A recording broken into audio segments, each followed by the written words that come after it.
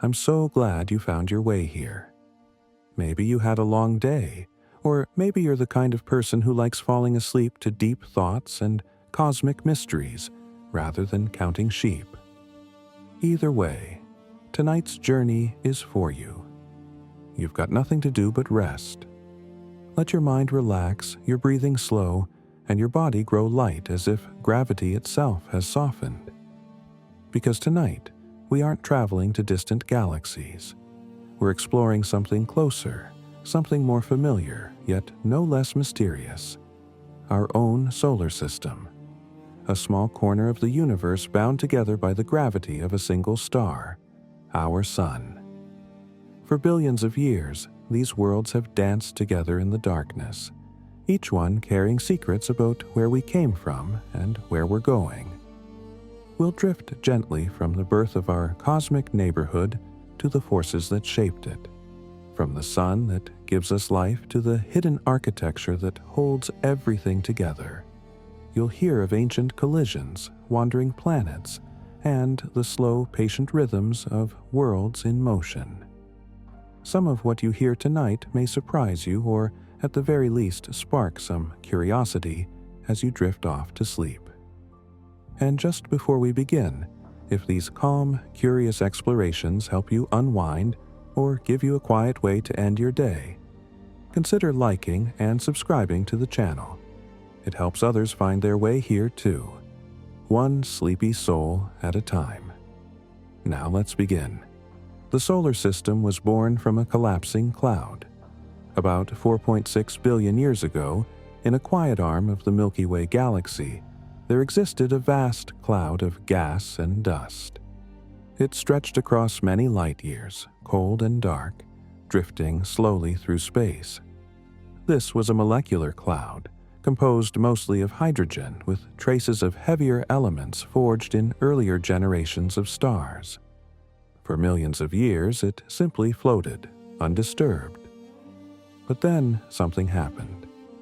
Perhaps a nearby supernova sent a shock wave rippling through the region. Perhaps the cloud simply grew dense enough that its own gravity became too strong to resist.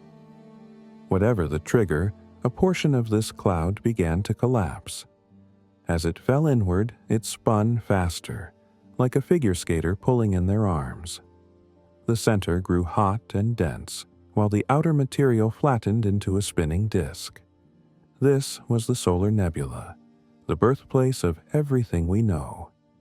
At the heart of this swirling disk, pressure and temperature climbed until hydrogen atoms began to fuse into helium. The sun ignited. Around it, in the cooler regions of the disk, dust grains stuck together, forming pebbles, then boulders, then planetesimals, and eventually planets. Within a few tens of millions of years, the architecture of our solar system had taken shape. 8 worlds, countless smaller bodies, and one brilliant star at the center holding it all together with invisible threads of gravity. The Sun contains 99.86% of the solar system's mass.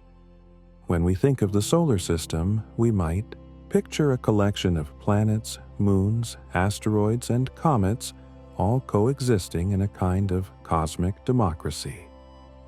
But the truth is far more lopsided. The Sun is not just the largest object in the solar system. It is almost the entire solar system. Of all the mass within the Sun's gravitational influence, the Sun itself accounts for more than 99.86%. Jupiter, the largest planet, contains most of what remains, and everything else, all the other planets, moons, asteroids, comets, and dust, make up a tiny fraction of a single percent. This is why the Sun's gravity dominates everything. It holds the planets in their orbits, shapes the paths of comets, and defines the very structure of our cosmic neighborhood. The Sun is not just a star among objects. It is the anchor, the engine, the overwhelming center of mass around which everything else moves. Without it, the solar system would not exist. The planets would drift apart into the darkness, untethered and alone. Every orbit, every season, every sunrise on every world traces back to the sun's immense gravitational embrace. Planetary migration shaped the early solar system. The planets did not form where they are today. In the solar system's infancy, the orbits of the giant planets were different, closer together and closer to the sun. But over time, they moved. This process is called planetary migration, and it had dramatic consequences. Jupiter, Saturn, Uranus, and Neptune interacted gravitationally with the disk of gas and debris that still surrounded the young sun. These interactions caused the planets to drift, some inward, some outward, nudging each other into new configurations. One of the most significant models describing this process is called the Nice model, named after the French city where it was developed. According to this model, the giant planets originally orbited in a more compact arrangement. But as they migrated, their gravitational interactions became unstable. Jupiter and Saturn crossed a resonance, a point where their orbital periods were related by a simple ratio, and this triggered chaos. Uranus and Neptune were flung outward into the distant reaches of the solar system, scattering a population of icy bodies as they went. Some of these bodies were ejected entirely. Others were hurled inward, triggering a period of intense bombardment throughout the inner solar system. This is known as the Late Heavy Bombardment, a cataclysmic era roughly 4 billion years ago when the Moon, Earth, and other inner worlds were pummeled by impacts. The scars of this event are still visible today in the ancient craters that mark the surfaces of the Moon and Mercury. The planets are where they are not by accident, but because of a violent and chaotic reshuffling that took place long ago. The frost line determined planetary composition. If you look at the solar system's structure, you'll notice a clear divide. The inner planets, Mercury, Venus, Earth, and Mars, are small, rocky, and dense. The outer planets, Jupiter, Saturn, Uranus, and Neptune, are massive, gaseous, or icy, and far less dense. This division is not random. It is the result of a boundary that existed in the early solar nebula, a line called the frost line or snow line. The frost line was the distance from the young sun where temperatures dropped low enough for volatile compounds like water, methane, and ammonia to condense into solid ice. Closer to the sun, it was too hot. Only materials with high melting points, like metals and silicate minerals, could remain solid. This is why the inner planets are rocky. They formed from the limited materials that could withstand the heat. Beyond the frost line, however, ice was abundant.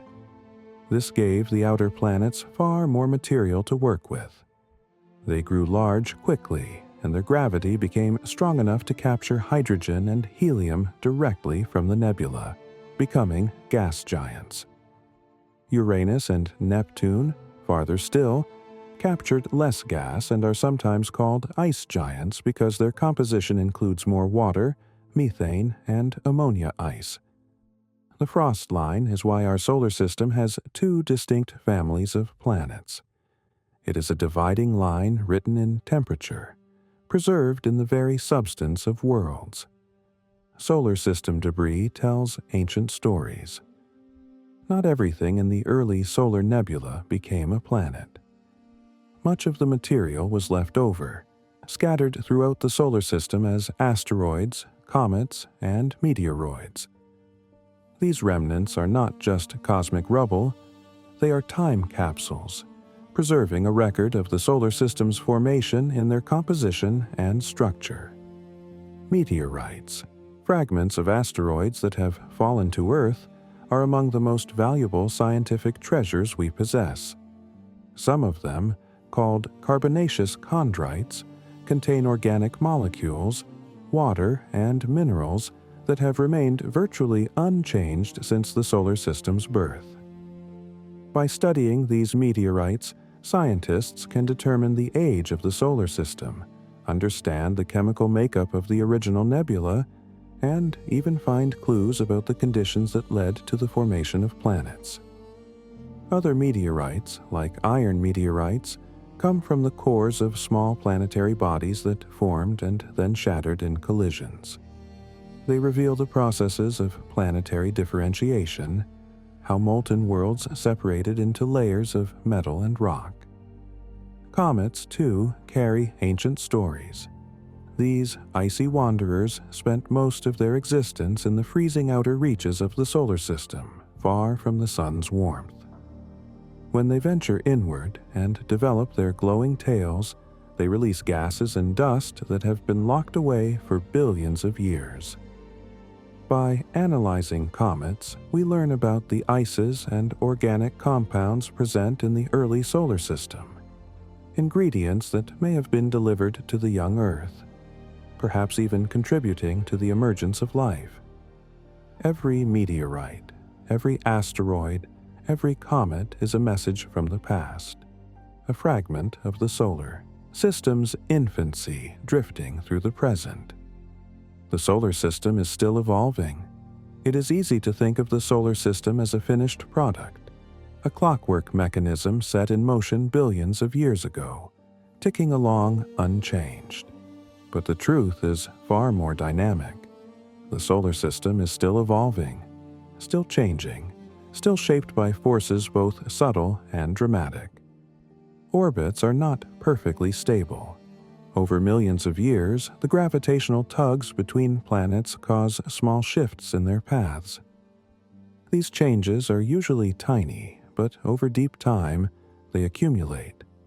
The Earth's orbit, for instance, varies in its eccentricity, the shape of its ellipse, as well as the tilt of its axis and the direction it points. These variations, known as Milankovitch cycles, influence our climate, triggering ice ages and warm periods over tens of thousands of years. The sun itself is changing too. It is slowly brightening. Every billion years, the sun's luminosity increases by about 10%. This happens because as hydrogen fuses into helium in the sun's core, the core contracts and heats up, causing fusion to occur more rapidly. In the distant future, this brightening will have catastrophic consequences for Earth. But even now, it means the sun that shines today is different from the sun that warmed the young Earth. Moons drift as well. Our moon is slowly moving away from Earth at a rate of about 3.8 centimeters per year, a consequence of tidal interactions. Billions of years ago, the moon was much closer, and Earth's day was much shorter. The solar system breathes with slow, patient change, a living structure sculpted by gravity, light, and time. We orbit the galaxy at over 828,000 kilometers per hour. When we think about motion in the solar system, we usually picture the planets orbiting the sun, or the moon circling the Earth. But there is a far grander motion at play, one that carries the entire solar system through space. The sun is not stationary. It orbits the center of the Milky Way galaxy, and it takes everything with it. The solar system moves through the galaxy at a speed of roughly 828,000 kilometers per hour, or about 230 kilometers every single second. Despite this astonishing velocity, the distances involved are so vast that it takes an enormous amount of time to complete one orbit. A full trip around the galaxy, often called a galactic year or cosmic year, takes between 225 and 250 million Earth years. Since the solar system formed 4.6 billion years ago, we have completed only about 20 orbits around the galactic center.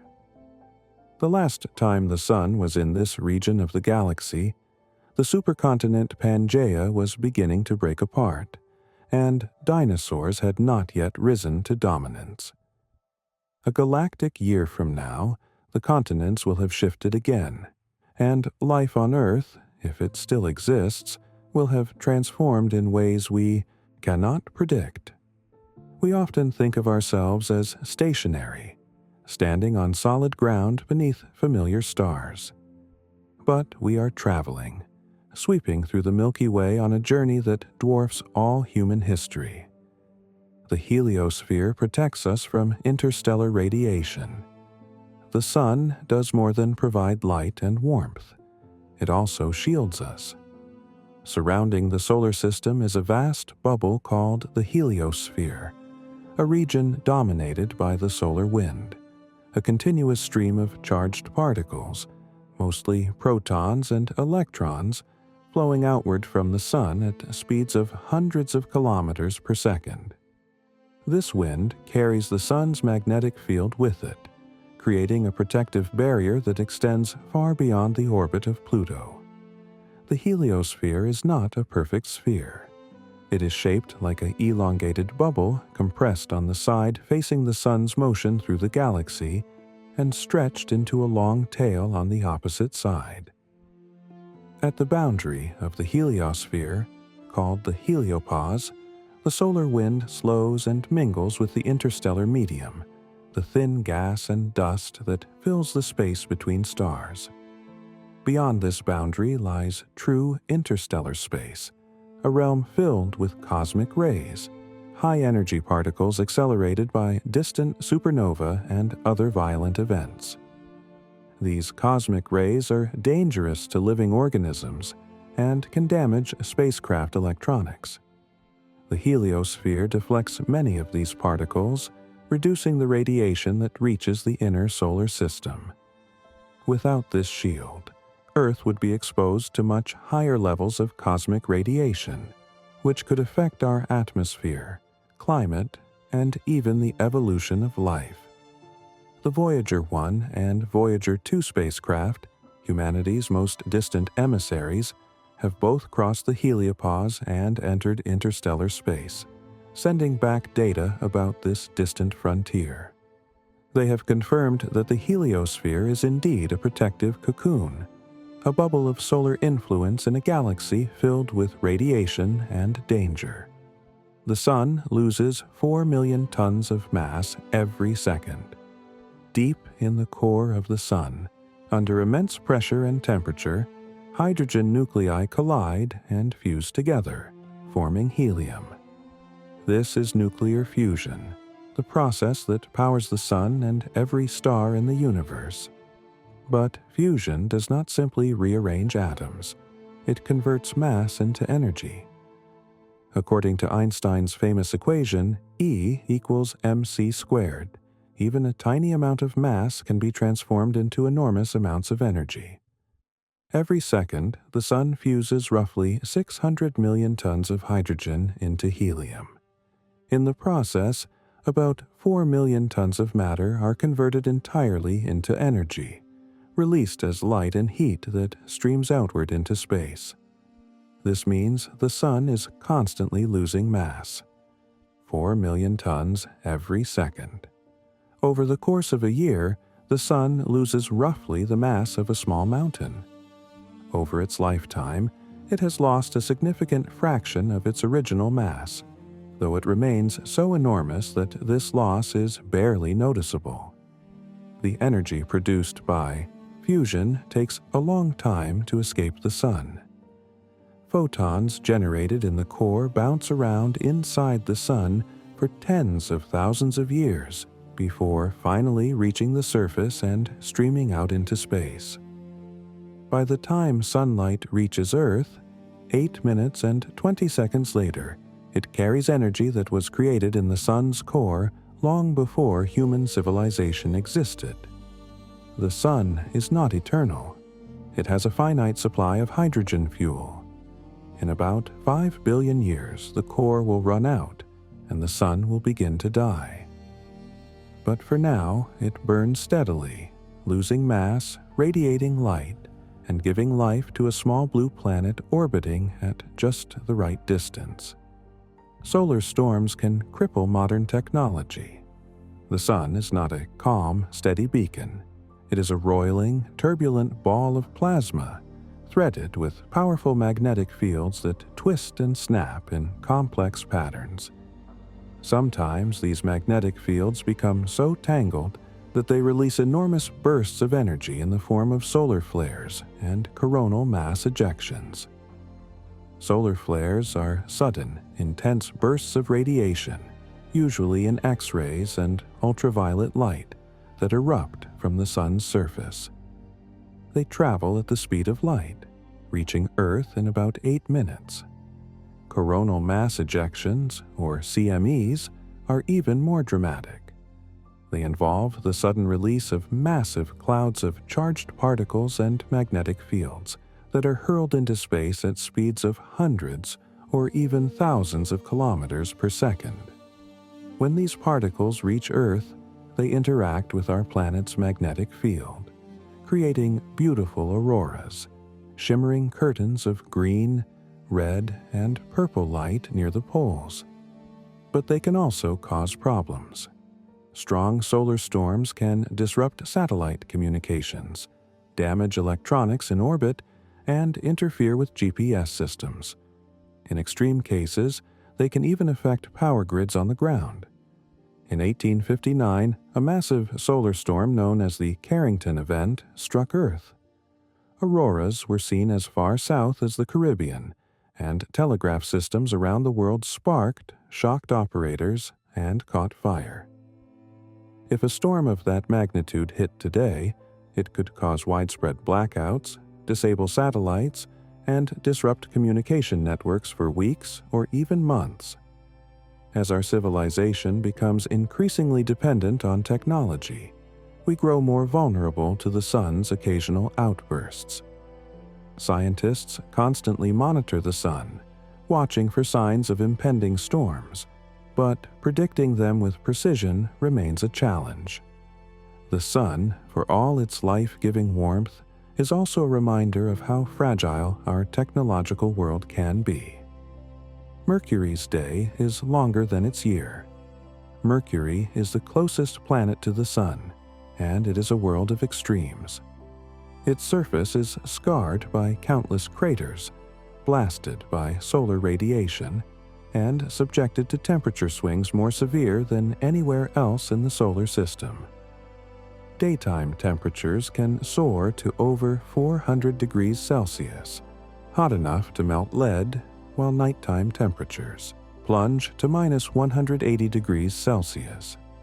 But perhaps the strangest thing about Mercury is the way it spins. Mercury rotates very slowly on its axis. It takes about 58.6 Earth days to complete one full rotation. At the same time, Mercury orbits the Sun in just 88 Earth days.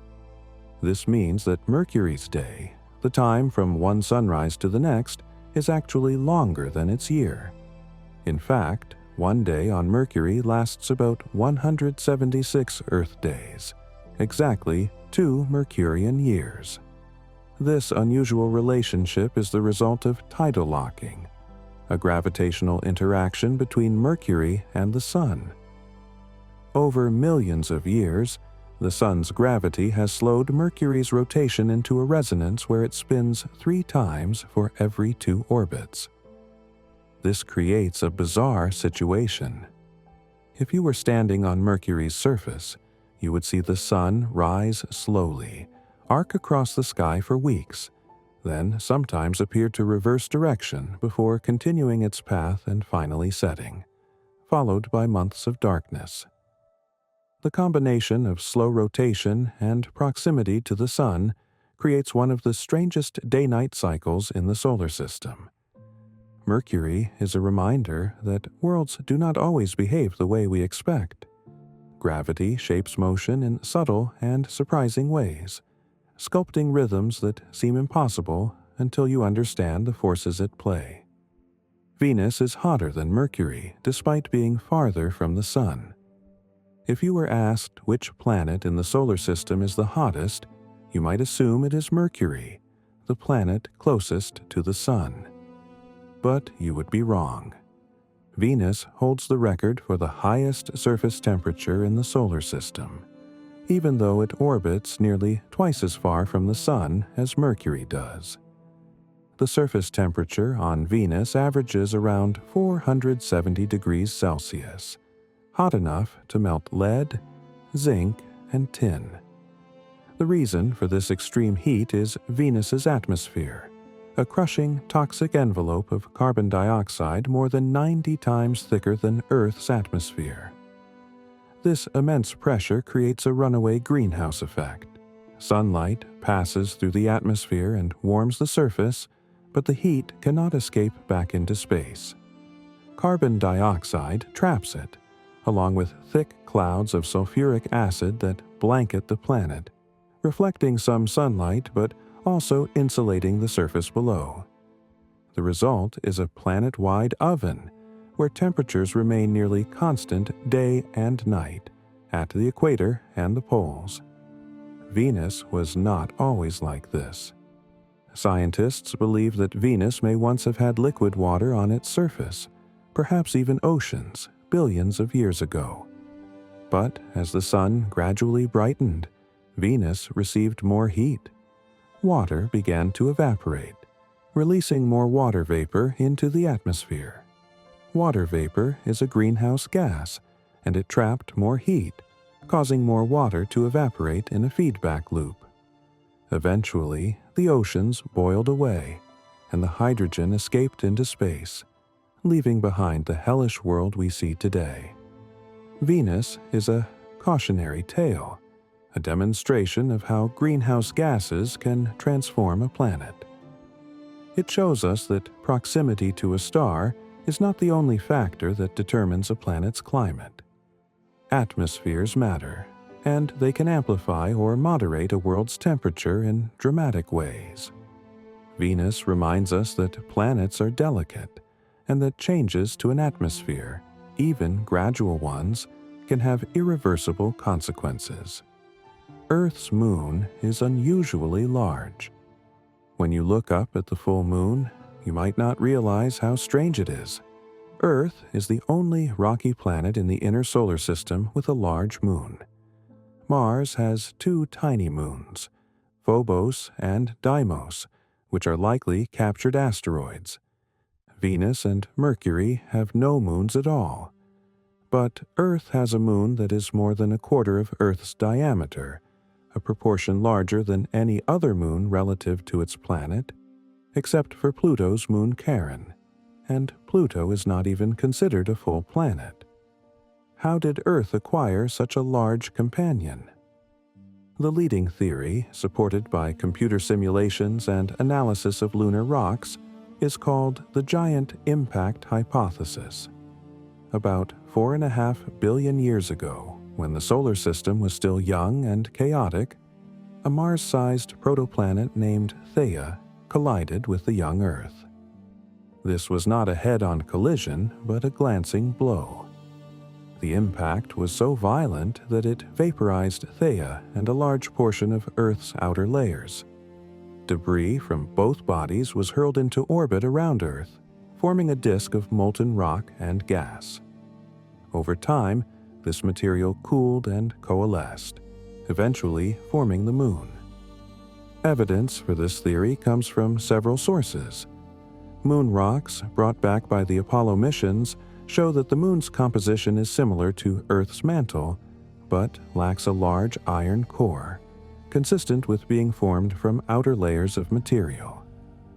Additionally, the Moon and Earth have nearly identical ratios of oxygen isotopes, suggesting they formed from the same material. The Moon's formation was a violent and improbable event, but it had profound consequences for Earth. The Moon stabilizes Earth's axial tilt, preventing wild swings in climate that would make life far more difficult. It also drives the tides, which may have played a role in the evolution of life by creating dynamic coastal environments. Without the Moon, Earth would be a different world, spinning faster, tilting erratically, and likely far less hospitable. Mars once had liquid water and a thicker atmosphere. Today, Mars is a cold, dry desert, a world of rust-colored dunes, towering volcanoes, and ancient impact craters. Its atmosphere is thin, less than 1% of the density of Earth's, and its surface is bombarded by radiation. But it was not always this way. Overwhelming evidence shows that Mars was once a very different place.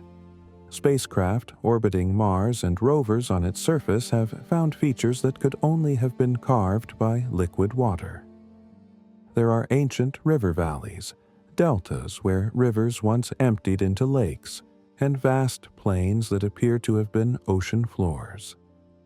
Some regions show signs of flash flooding, where enormous volumes of water burst from underground and reshaped the landscape in catastrophic events.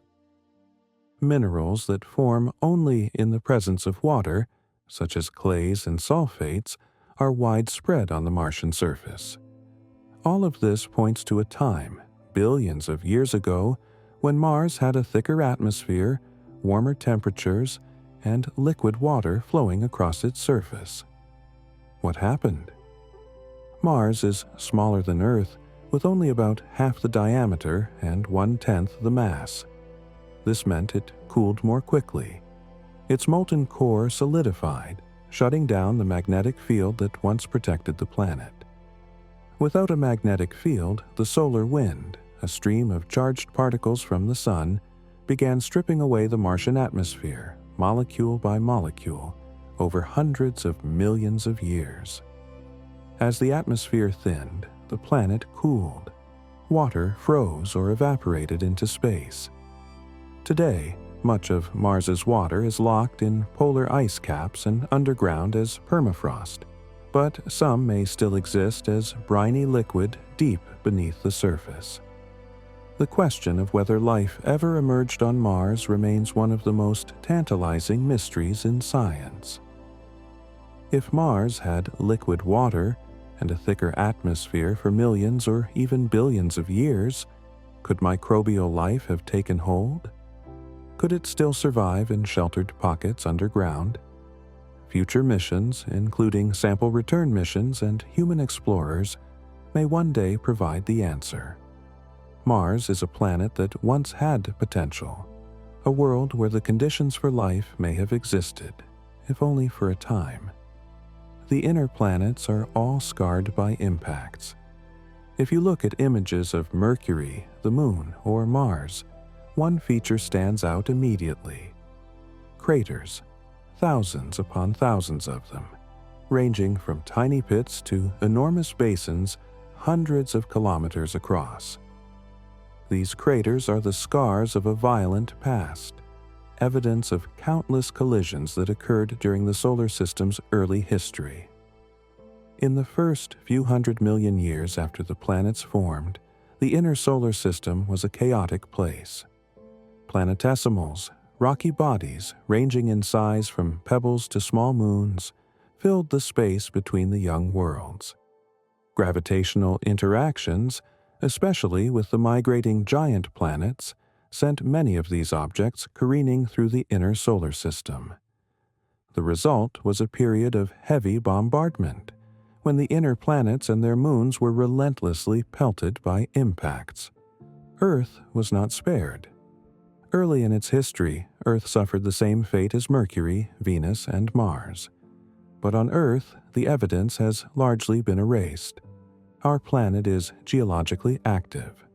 Plate tectonics recycle the crust, volcanoes resurface regions, and erosion from wind and water wear away features over time. The few ancient craters that remain, such as the Vredefort crater in South Africa and the Sudbury Basin in Canada, are heavily eroded and difficult to recognize.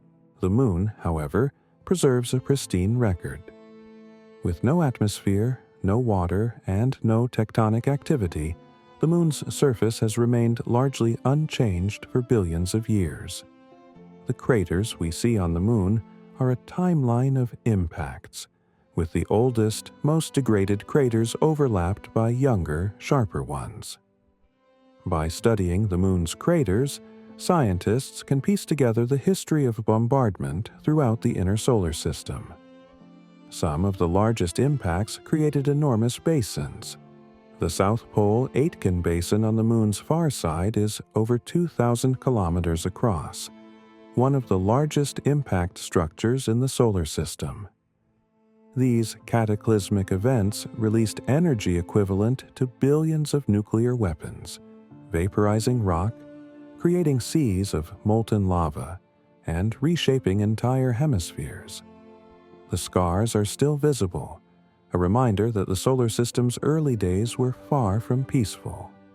Earth's magnetic field is weakening and may flip. Deep beneath your feet, Earth's outer core, a churning ocean of molten iron and nickel, generates a magnetic field that extends far into space. This magnetic field is invisible, but it is vital. It shields Earth from the solar wind and cosmic radiation, channeling charged particles toward the poles where they create the auroras. It also allows compasses to work, guiding navigators for centuries. But the magnetic field is not stable. It shifts, wanders, and occasionally reverses entirely. Right now, Earth's magnetic field is weakening. Over the past 2 centuries, it has declined by about 9% on average, with some regions experiencing even more dramatic drops. In the South Atlantic, there is an area known as the South Atlantic Anomaly, where the field is so weak that satellites passing through experience higher levels of radiation, sometimes causing malfunctions. This weakening has led some scientists to wonder whether Earth is heading toward a magnetic reversal, an event where the north and south magnetic poles swap places. Reversals have happened many times throughout Earth's history. The geological record, preserved in ancient rocks and seafloor sediments, shows that the field has flipped hundreds of times over the past few 100 million years. The last reversal occurred about 770,000 years ago. During a reversal, which can take anywhere from a few thousand to tens of thousands of years, the magnetic field does not simply flip overnight. Instead, it becomes chaotic. Multiple poles may appear, the field may weaken dramatically, and the protection it offers diminishes. Some scientists worry that a reversal could have consequences for modern technology, potentially damaging satellites, disrupting power grids, and exposing the surface to higher levels of radiation. However, there is no evidence that past reversals caused mass extinctions or catastrophic harm to life. Earth's atmosphere provides additional shielding, and life has endured many reversals before. Still, the weakening field is a reminder that Earth is a dynamic planet, constantly changing, even in ways we cannot see. And now the first chapter of our journey through the solar system comes to a gentle close. You have drifted through the story of how our cosmic neighborhood was born, shaped, and continues to evolve. From the collapsing cloud that gave birth to the sun, to the migration of planets, to the protective heliosphere that surrounds us. You have heard of the sun's immense gravity holding everything in place, of Mercury's strange spin, Venus's runaway heat, and the moon's violent creation. You have learned that Mars was once a wetter world, that impacts scarred the inner planets, and that Earth's magnetic field shifts in ways we are only beginning to understand. The solar system is not a static clockwork. It is a living, breathing structure, sculpted by gravity, time, and the interplay of forces both gentle and violent. And you are part of it, orbiting a quiet star, floating through the Milky Way on a journey that has lasted billions of years. Rest now. The solar system turns on without pause. Planets continue their orbits. The sun burns steadily, and you, a small warmth in the darkness, are held safely in the embrace of gravity's invisible hand. In this chapter, we'll explore the inner worlds in greater detail, worlds of fire and ice, of storms and silence. We'll drift past scorched Mercury, through the toxic clouds of Venus, and linger over the blue jewel of Earth before visiting the rusty deserts of Mars. Along the way, we'll discover how these worlds formed, what makes each one unique, and what they teach us about planets, atmospheres, and the delicate balance required for life. There's nothing you need to do but rest. Let your thoughts wander among these worlds. Let your breathing slow like the patient orbits of planets around the sun. Close your eyes if you haven't already, and let the cosmos carry you gently toward sleep. Now, let's continue. The sun loses 4 million tons of mass every second. We begin, as we must, with the sun.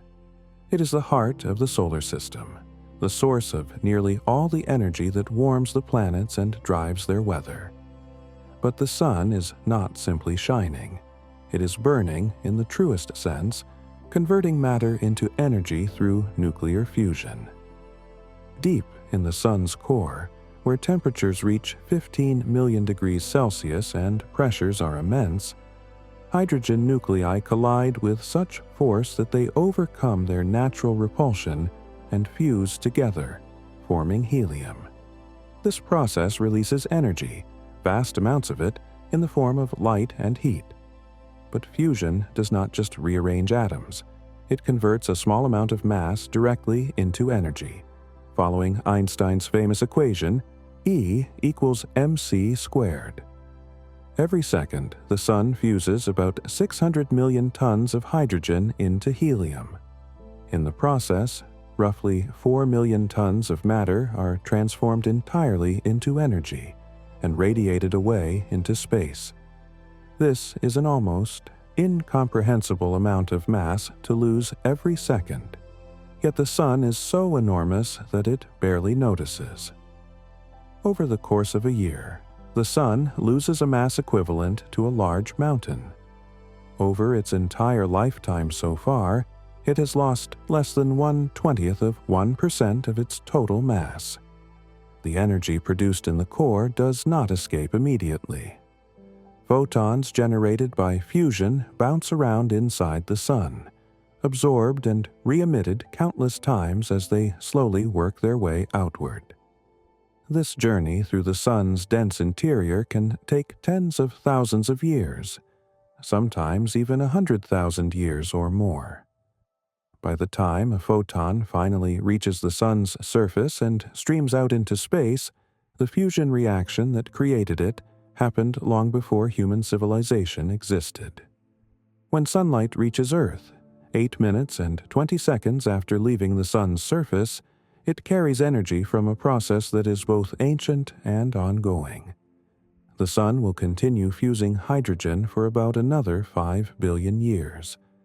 After that, the core will run out of fuel, and the sun will begin its transformation into a red giant, swelling to engulf the inner planets. But for now, it burns steadily, losing mass, creating energy, and sustaining life on a small blue world orbiting in the habitable zone. Solar storms can cripple modern technology. The sun is not a calm, unchanging sphere. Its surface roils with convection, giant cells of hot plasma rising and falling in complex patterns. Magnetic field lines twist and tangle, emerging from the surface in loops and arcs. Sometimes these magnetic fields become so stressed that they snap, releasing enormous bursts of energy in events called solar flares. Solar flares are sudden, intense explosions of radiation, mostly in X-rays and ultraviolet light. They race outward at the speed of light, reaching Earth in just over 8 minutes.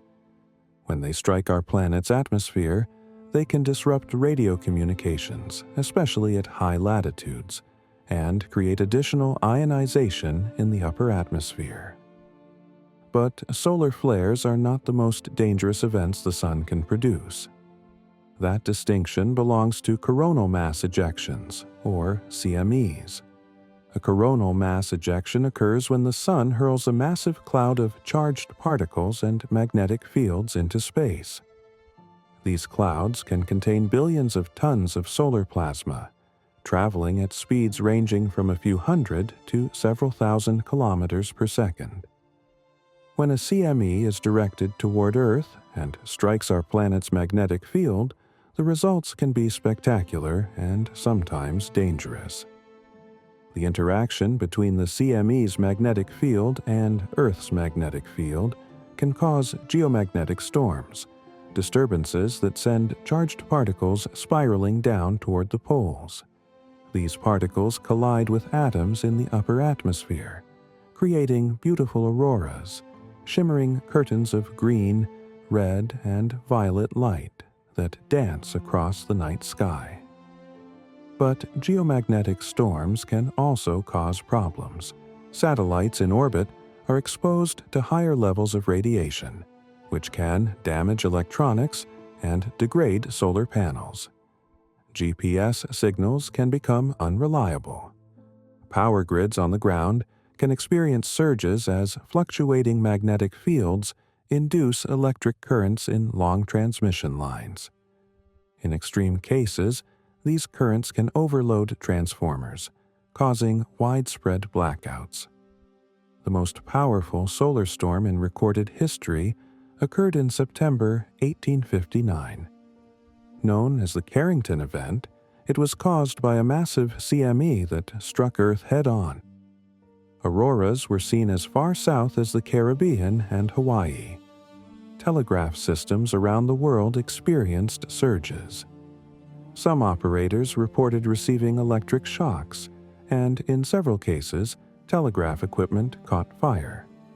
Papers soaked in telegraph chemical solutions ignited spontaneously. If a storm of that magnitude were to hit Earth today, the consequences would be far more severe.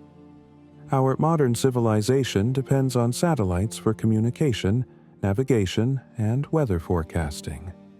We rely on interconnected power grids that span continents. A Carrington-level event could disable satellites, disrupt GPS, and cause rolling blackouts that might take weeks or months to repair.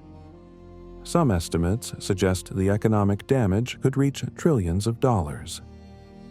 Scientists monitor the Sun constantly, watching for signs of impending storms. Spacecraft like the Solar Dynamics Observatory and the Solar and Heliospheric Observatory keep a vigilant watch on solar activity, providing early warnings when CMEs are launched toward Earth. But predicting solar storms with precision remains difficult. The Sun is chaotic, and even with advanced technology, we cannot always anticipate when it will unleash its fury. The Sun gives us life, but it also reminds us how fragile our technological civilization can be.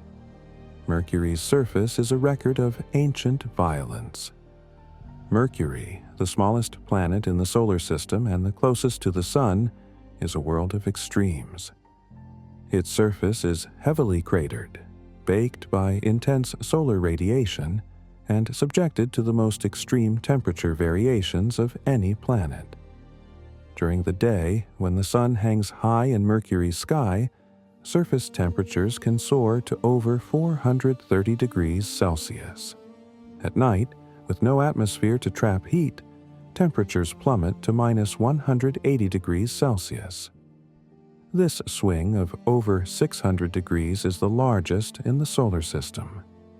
Mercury has almost no atmosphere, just a thin exosphere of atoms blasted off the surface by solar wind and micrometeorite impacts.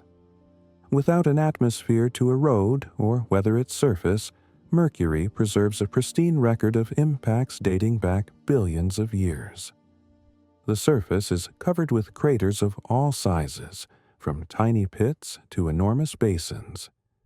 One of the most striking features is the Caloris Basin, an impact crater over 1,500 kilometers across, created when a massive asteroid or comet slammed into Mercury.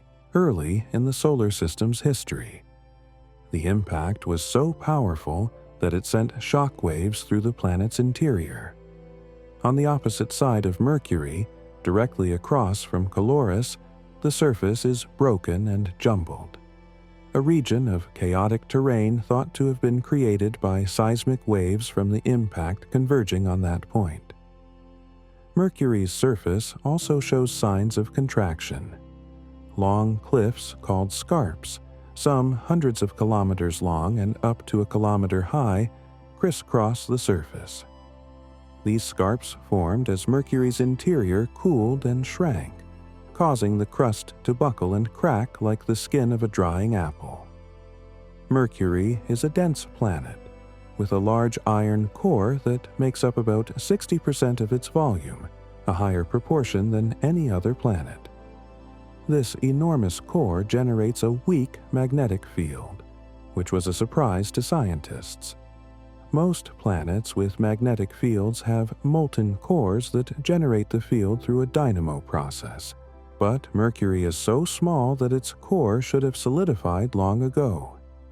The fact that it still has a magnetic field suggests that at least part of the core remains molten, perhaps kept liquid by the presence of sulfur or some other element that lowers the melting point of iron. Mercury is a world of contradictions. Tiny yet dense, scorching yet freezing, ancient yet still holding secrets we are only beginning to uncover. Venus rotates backward. Venus, the second planet from the Sun, is often called Earth's twin because of its similar size and mass. But beyond these superficial similarities, Venus is one of the strangest and most hostile worlds in the solar system. One of its most peculiar features is the way it rotates. Most planets in the solar system spin in the same direction they orbit the Sun, a motion called prograde rotation. This is a remnant of the original rotation of the solar nebula from which the planets formed. But Venus is different. Venus rotates retrograde, meaning it spins in the opposite direction. If you could stand on Venus's surface and see through the thick clouds, you would see the sun rise in the west and set in the east. Even stranger, Venus rotates incredibly slowly. It takes about 243 Earth days for Venus to complete one full rotation on its axis, which is longer than the 225 days it takes to orbit the Sun. This means a day on Venus is longer than a year on Venus. Because of this slow retrograde rotation, the time from one sunrise to the next on Venus is about 117 Earth days. Why does Venus rotate this way? The most likely explanation is that early in the solar system's history, Venus suffered one or more massive collisions with large protoplanets. These impacts could have altered its rotation, slowing it down, tipping it over, or even reversing its spin entirely. Another possibility is that Venus once rotated normally, but was gradually slowed and reversed by tidal interactions with its thick atmosphere and the Sun's gravity over billions of years. The exact mechanism is still debated, but the result is clear. Venus is a world that turns slowly backward, a reminder that planetary formation and evolution can produce surprising and sometimes bizarre outcomes. Venus's atmosphere is a crushing, toxic furnace. If Venus's backward rotation is strange, its atmosphere is downright hellish. Venus has the thickest atmosphere of any rocky planet in the solar system, with a surface pressure about 92 times that of Earth. Standing on the surface of Venus would feel like being a kilometer underwater on Earth. The atmosphere is composed almost entirely of carbon dioxide, with thick clouds of sulfuric acid floating high above the surface. These clouds are so dense that they completely obscure the surface from visible light, making Venus appear as a featureless white sphere when viewed from space. The clouds reflect much of the sunlight that reaches Venus, giving it a high albedo, but the light that does penetrate is trapped by the thick carbon dioxide atmosphere. This creates a runaway greenhouse effect, the most extreme in the solar system. Heat from the sun warms the surface, but the carbon dioxide prevents that heat from escaping back into space. The result is a surface temperature of about 470 degrees Celsius, hot enough to melt lead. This temperature is nearly constant across the entire planet, from the equator to the poles, day and night. The thick atmosphere distributes heat so effectively that there is almost no temperature variation. High in the atmosphere, the clouds are driven by powerful winds that circle the planet in just 4 Earth days, much faster than the planet itself rotates. These super-rotating winds are one of the great mysteries of Venus, and scientists still do not fully understand what drives them. At the surface, however, the winds are calm, just a gentle breeze in the thick air. Lightning flickers in the clouds and rain falls, but it is not water. It is sulfuric acid, and it evaporates long before reaching the ground, creating virga, ghostly streaks of precipitation that never touch the surface. Venus may once have been very different. Some climate models suggest that Venus could have had liquid water oceans for as long as 2 billion years after it formed. But as the sun gradually brightened, Venus received more heat. Water began to evaporate, increasing the greenhouse effect, which caused more water to evaporate in a feedback loop. Eventually, the oceans boiled away. Ultraviolet light from the sun broke apart water molecules in the upper atmosphere, and the hydrogen, being light, escaped into space. What remained was the dry, toxic world we see today. Earth is the only planet with plate tectonics. Earth, our home, is a world of water, life, and constant change. One of the features that makes Earth unique among the planets in the solar system is plate tectonics, the movement of large sections of the crust across the surface. Earth's outer shell is divided into several large plates and many smaller ones, floating on the semi-molten mantle beneath. These plates are in constant motion, driven by convection currents in the mantle, moving at rates of a few centimeters per year, about the speed at which fingernails grow. Where plates collide, mountains are pushed upward, like the Himalayas, still rising as the Indian plate crashes into the Eurasian plate. Where plates pull apart, new crust is formed, as seen at mid-ocean ridges where magma wells up from below. Where one plate slides beneath another, a process called subduction, deep ocean trenches form, and volcanic arcs rise, like the ring of fire round the Pacific Ocean. Plate tectonics is not just about mountains and earthquakes. It plays a crucial role in regulating Earth's climate over geological timescales. Volcanic activity releases carbon dioxide into the atmosphere, while the weathering of rocks and the subduction of carbonate minerals remove it. This slow carbon cycle helps keep Earth's temperature stable over millions of years, preventing it from becoming too hot like Venus or too cold like Mars. Plate tectonics also recycles nutrients, bringing minerals from the deep Earth to the surface where life can use them. It may have played a role in the origin and evolution of life, creating diverse environments and driving evolutionary change. No other planet in the solar system has plate tectonics like Earth. Venus shows no signs of it, despite being similar in size. Mars is too small and has cooled too much for plate tectonics to operate. The absence of plate tectonics on these worlds may be one reason they are lifeless, at least on their surfaces. The Moon's surface tells the story of Earth's early bombardment.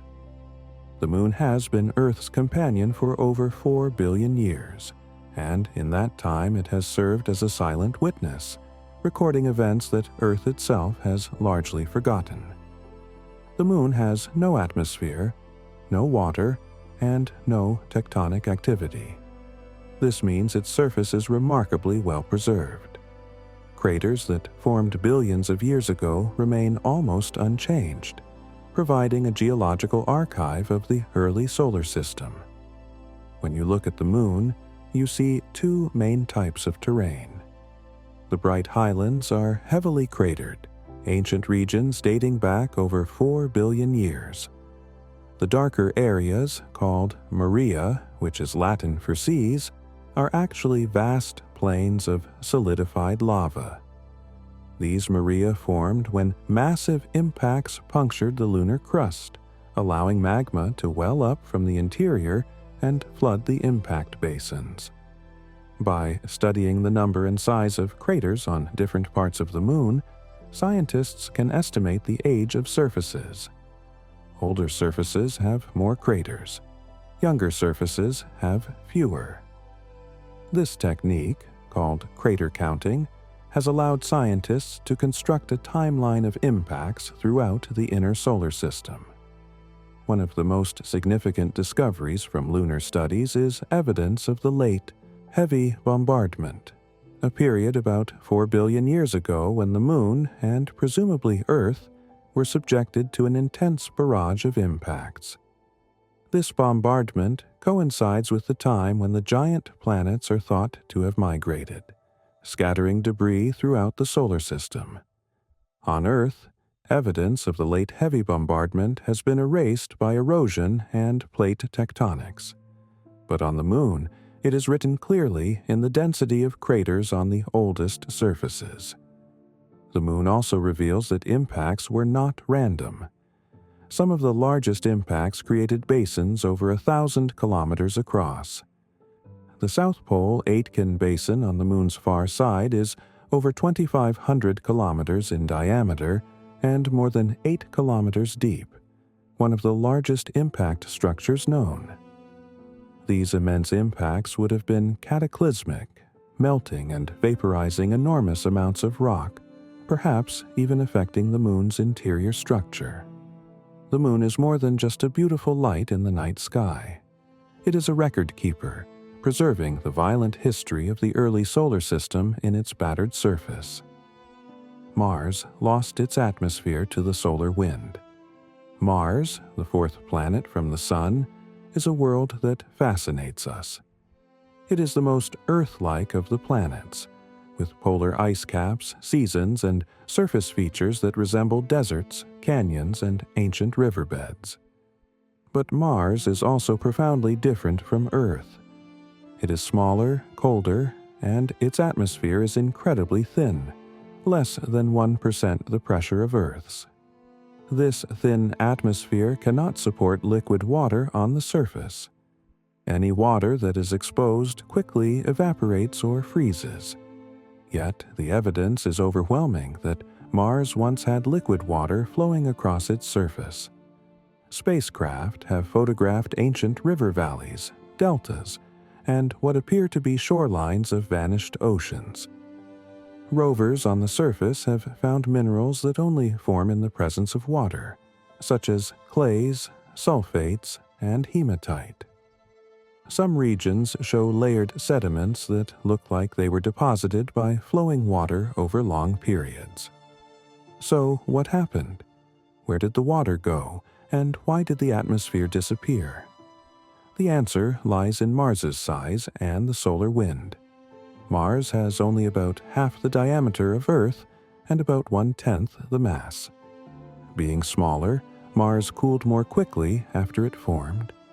Its interior solidified, and the molten iron core that once generated a magnetic field stopped circulating. The magnetic field died. Earth's magnetic field acts as a shield, deflecting the solar wind, a stream of charged particles from the Sun. This shield prevents the solar wind from stripping away our atmosphere. But Mars, without a magnetic field, was left vulnerable. Over hundreds of millions of years, the solar wind gradually eroded the Martian atmosphere, stripping it away molecule by molecule. High-energy particles collided with atoms in the upper atmosphere, giving them enough energy to escape into space. As the atmosphere thinned, the ice climate cooled. Water that once flowed on the surface froze or evaporated. Much of it is now locked in the polar ice caps, which are made of water ice and carbon dioxide ice, or hidden underground as permafrost. Some water may have been lost to space, broken apart by ultraviolet light, and the hydrogen carried away by the solar wind. NASA's MAVEN spacecraft, which has been orbiting Mars since 2014, has directly observed this process still happening today. It has measured the rate at which Mars is losing atmosphere to space, confirming that the solar wind continues to erode what little atmosphere remains. Mars is a cautionary tale, a planet that once had the ingredients for life but lost them because it was too small to hold on to its atmosphere and too far from the sun to stay warm without one. Mars has the largest volcano in the solar system. Though Mars is only about half the size of Earth, it is home to some truly colossal geological features. Among the most impressive is Olympus Mons, the largest volcano in the solar system. Olympus Mons is a shield volcano, similar in shape to the volcanoes in Hawaii, but on a scale that dwarfs anything on Earth. It rises about 21 kilometers above the surrounding plains, nearly 2.5 times the height of Mount Everest. Its base is roughly 600 kilometers across, an area about the size of the state of Arizona. The summit caldera, the collapsed crater at the top, is about 80 kilometers wide with multiple overlapping collapse pits. If you were standing at the base of Olympus Mons, you could not see the summit. The slope is so gentle, only about 5 degrees on average, and the volcano is so enormous that the peak would be beyond the horizon. The volcano is so massive that its weight has actually caused the Martian crust to sag beneath it. Olympus Mons is not alone. It is part of the Tharsis region, a vast volcanic plateau that contains several other giant volcanoes, including Ascraeus Mons, Pavonis Mons, and Arsia Mons. Why are Mars's volcanoes so large? On Earth, tectonic plates move over volcanic hotspots, creating chains of volcanoes like the Hawaiian Islands. Each volcano is active for a time and then moves away as the plate shifts, allowing a new volcano to form. But Mars does not have plate tectonics. Volcanic hotspots remain in the same place for billions of years, allowing lava to pile up in one location, building volcanoes to enormous heights. Olympus Mons is thought to have been active for a very long time, possibly hundreds of millions of years. However, it is now considered extinct or dormant. The most recent volcanic activity on Mars may have occurred only a few million years ago, which is recent in geological terms, but there is no evidence of active volcanism today.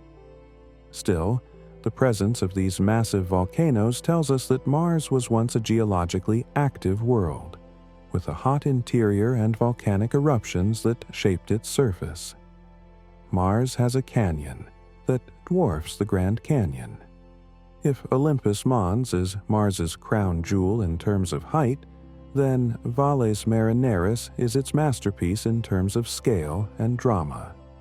Valles Marineris, the Mariner Valley, is a system of canyons that stretches across the Martian equator for over 4,000 kilometers, roughly a quarter of the way around the planet. It is up to 7 kilometers deep in places and up to 200 kilometers wide. To put this in perspective, the Grand Canyon on Earth is about 446 kilometers long, up to 29 kilometers wide, and just over 1.8 kilometers deep.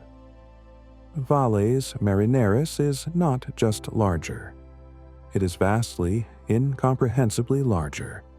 If placed on Earth, it would stretch across the entire United States from coast to coast. The origin of Valles Marineris is still debated. Unlike the Grand Canyon, which was carved by the Colorado River over millions of years, Valles Marineris does not appear to have been formed primarily by water erosion. Instead, it likely formed through a combination of tectonic activity and volcanic processes. The canyon system lies near the Tharsis volcanic region, and the enormous weight of the Tharsis volcanoes may have caused the surrounding crust to stretch and crack, creating the initial rifts that later deepened through erosion and collapse. Water may have played a role in widening and deepening some parts of the canyon. Some regions show features that resemble channels carved by flowing water, and minerals associated with water have been detected.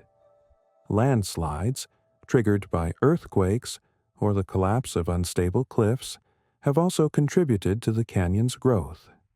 Valles Marineris is a window into Mars's interior, exposing layers of rock that reveal the planet's geological history.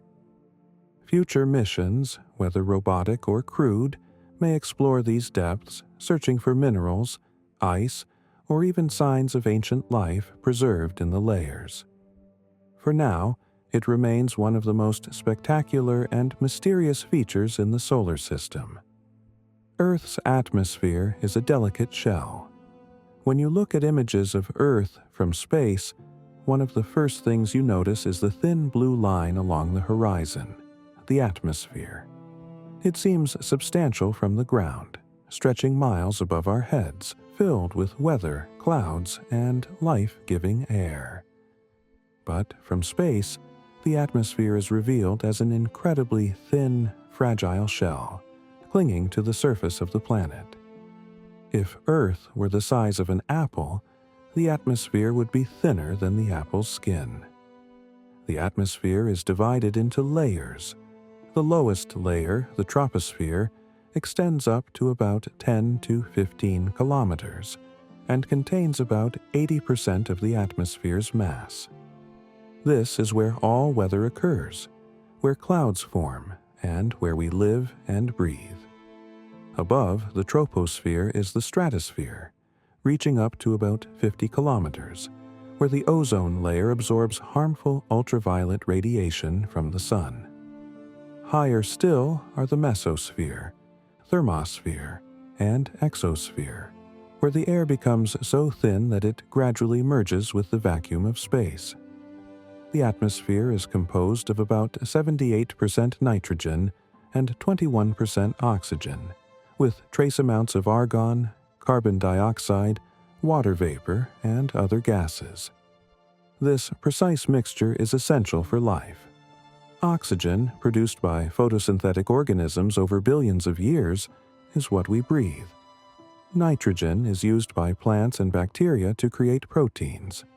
Carbon dioxide, though only a tiny fraction of the atmosphere, plays a crucial role in regulating temperature through the greenhouse effect. Without the atmosphere, Earth would be a lifeless, frozen rock. The atmosphere traps heat, keeping the surface at an average temperature of about 15 degrees Celsius, far warmer than it would be without this insulating blanket. It also protects us from harmful solar and cosmic radiation and from the constant bombardment of small meteoroids, which burn up as meteors before reaching the ground. The atmosphere is a gift, a product of billions of years of geological and biological evolution. It is also fragile. Human activity, particularly the burning of fossil fuels, is increasing the concentration of carbon dioxide and other greenhouse gases, warming the planet and changing the climate. The story of Venus reminds us what can happen when a greenhouse effect runs out of control. Earth's atmosphere is not invulnerable, and preserving it is essential for the future of life on this planet. And so the inner worlds drift quietly in your thoughts. You have journeyed past the sun, felt the heat of Mercury and the crushing pressure of Venus.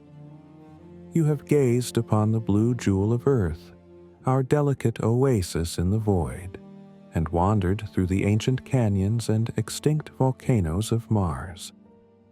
These are the worlds that orbit closest to the Sun, bathed in its light, shaped by its warmth, and, in the case of Earth, given life by its steady glow. Each world tells a story. Mercury, battered and baked. Venus, a cautionary tale of runaway greenhouse warming. Earth, the lucky one, with just the right atmosphere, just the right distance, just the right moon to stabilize its tilt.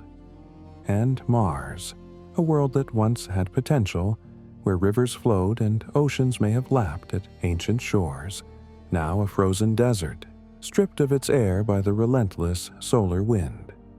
You are safe here, resting beneath Earth's protective atmosphere, held by its gravity, warmed by sunlight that has traveled 8 minutes through space to reach you. The inner worlds continue their silent orbits, turning slowly, patiently in the light of the sun. Tonight, we continue our gentle drift through the solar system, and now we venture outward, past the orbit of Mars, into a realm of asteroids and the domain of the largest planet in our cosmic neighborhood. Here, we find Jupiter, a gas giant so massive it shapes the orbits of everything around it, surrounded by a retinue of moons that are worlds unto themselves. We'll explore the asteroid belt, that band of rocky debris between Mars and Jupiter, and discover that even in this collection of fragments, there are surprises waiting. We'll meet moons with hidden oceans, volcanoes that never stop erupting, and storms larger than Earth that have raged for centuries. There's nothing you need to do but rest. Let your mind wander through these distant realms. Let the vastness of space remind you how small our worries are, how temporary our troubles. Close your eyes and let yourself float among these giant worlds and frozen moons.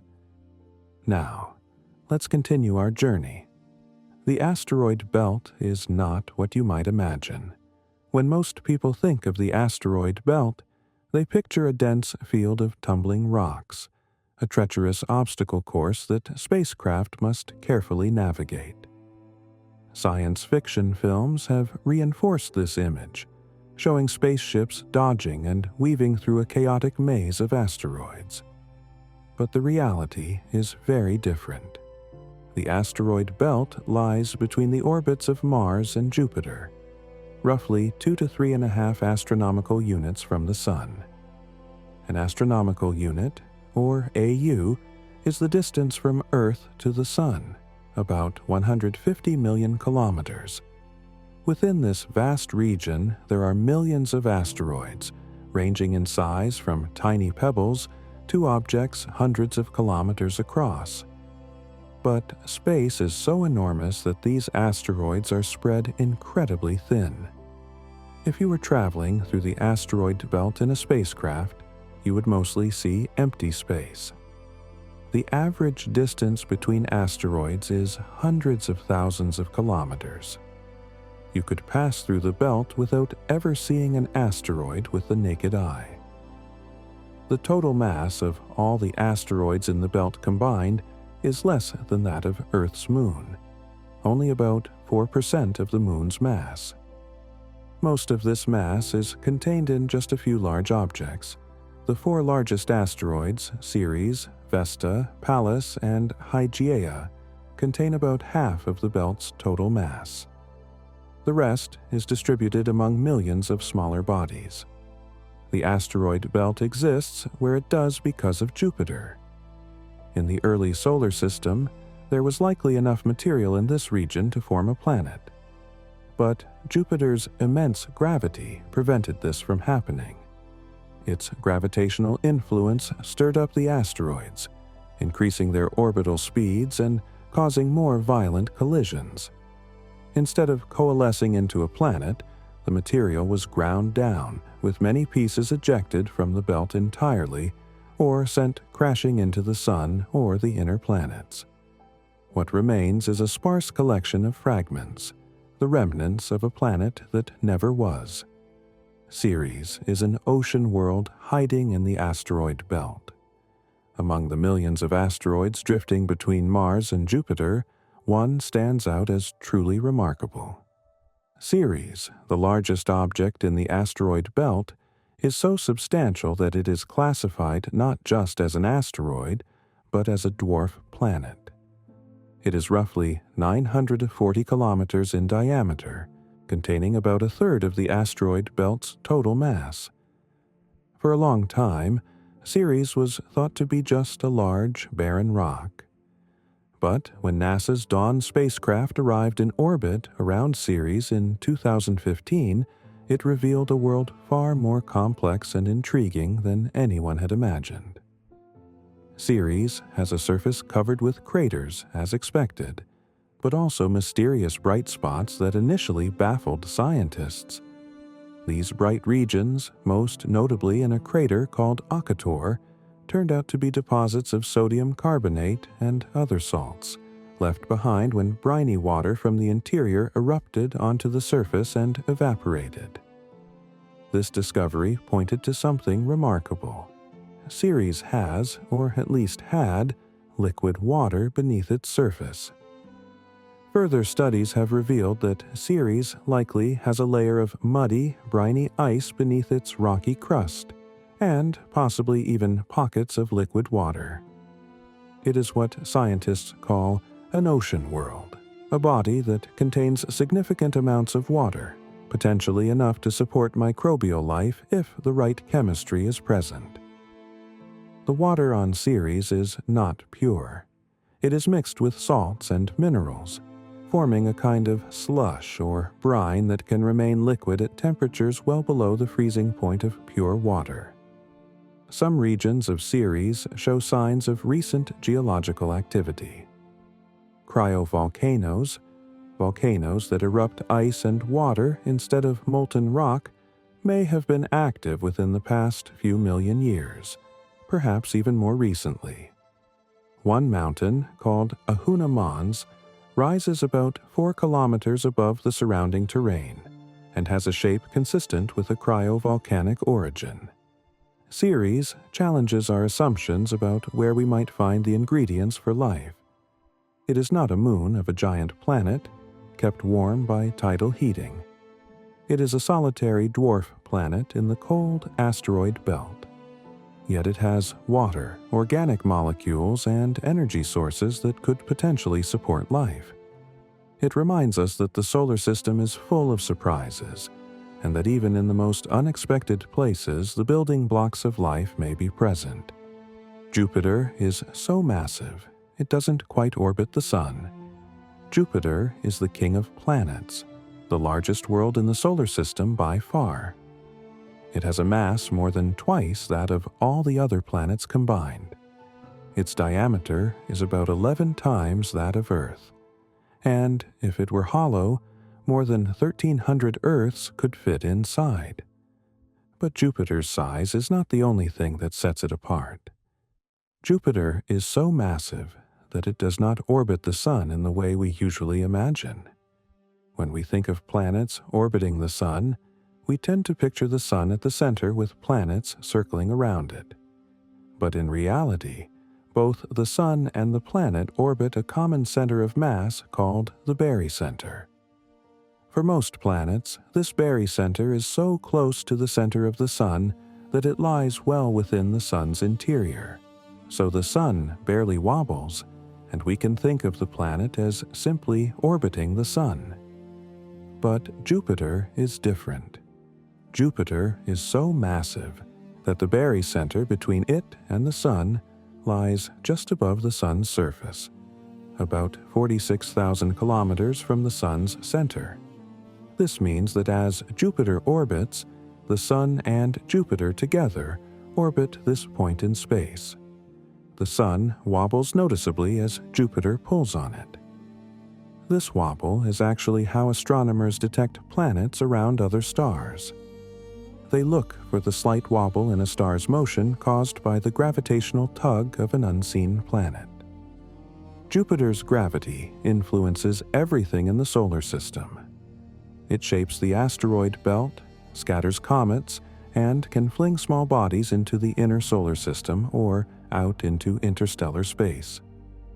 Its gravitational pull has likely protected Earth from some impacts, capturing or deflecting comets and asteroids that might otherwise have struck our planet. But it has also sent some objects our way, redirecting them into dangerous orbits. Jupiter is more than just a planet. It is a gravitational anchor, a force that has shaped the architecture of the solar system and continues to influence the orbits of countless objects. Jupiter acts as the solar system's shield, but also as a sniper.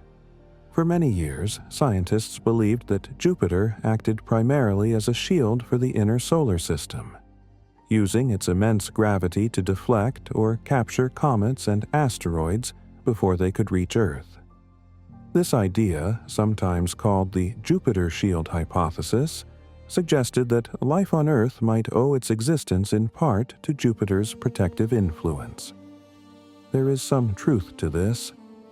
Jupiter's gravity is so strong that it can capture comets and asteroids, pulling them into orbits around itself or ejecting them from the solar system entirely.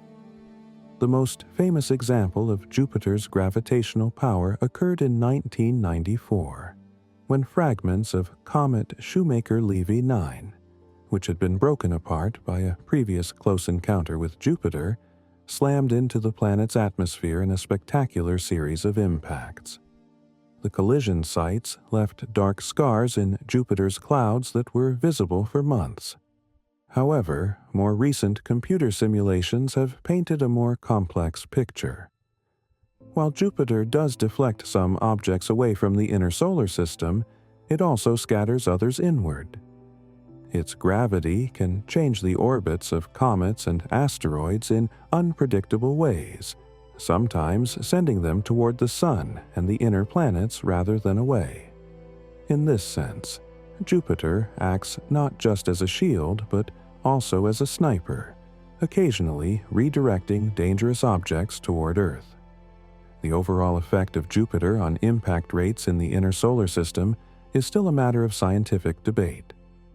It likely depends on the specific configuration of the solar system and the population of comets and asteroids at any given time. What is clear is that Jupiter plays a major role in shaping the flow of small bodies through the solar system, for better or worse. The Great Red Spot is shrinking.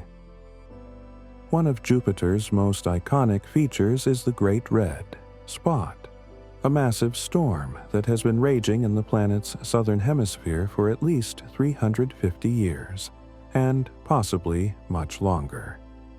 The Great Red Spot is an anticyclonic storm, meaning it rotates counterclockwise in the southern hemisphere, with winds at its edges reaching speeds of up to 430 kilometers per hour. The storm is so large that at its widest, it could swallow Earth whole. But the Great Red Spot is shrinking. Historical observations show that in the late 1800s, the storm was about 41,000 kilometers across. Today, it is roughly 16,000 kilometers wide, less than half its former size. The storm has been shrinking steadily for decades, and astronomers are not entirely sure why. Some theories suggest that changes in the surrounding wind patterns or the storm's internal dynamics may be causing it to lose energy and contract. Despite its shrinking size, the Great Red Spot remains a powerful and active storm. Observations from the Hubble Space Telescope and NASA's Juno spacecraft have revealed intricate details of the storm's structure, including towering cloud tops, deep vortices, and complex interactions with surrounding jet streams. The color of the storm, a deep reddish-orange, is thought to come from complex organic molecules formed when sunlight breaks apart ammonia and other compounds in Jupiter's atmosphere. These molecules, called tholins, give the storm its distinctive hue. No one knows how long the Great Red Spot will last. It may continue to shrink and eventually disappear, or it may stabilize at a smaller size. Jupiter has other storms as well, including Oval Ba, a smaller storm sometimes called Red Spot Jr., which formed from the merger of 3 smaller storms in the late 1990s. Jupiter's atmosphere is a laboratory for studying the physics of storms and fluid dynamics on a scale impossible to replicate on Earth. Jupiter has 95 known moons. Jupiter is not just a planet. It is a miniature solar system unto itself. As of the latest count, Jupiter has 95 known moons, more than any other planet, and new ones are still being discovered as telescopes and detection methods improve. These moons range from tiny, irregular chunks of rock just a few kilometers across to substantial worlds larger than the planet Mercury. The 4 largest moons, known as the Galilean moons because they were discovered by Galileo Galilei in 1610, are Io, Europa, Ganymede, and Callisto. These 4 moons are worlds of immense interest, each with its own unique characteristics. Ganymede is the largest moon in the solar system, even bigger than the planet Mercury, with a diameter of about 5,268 kilometers.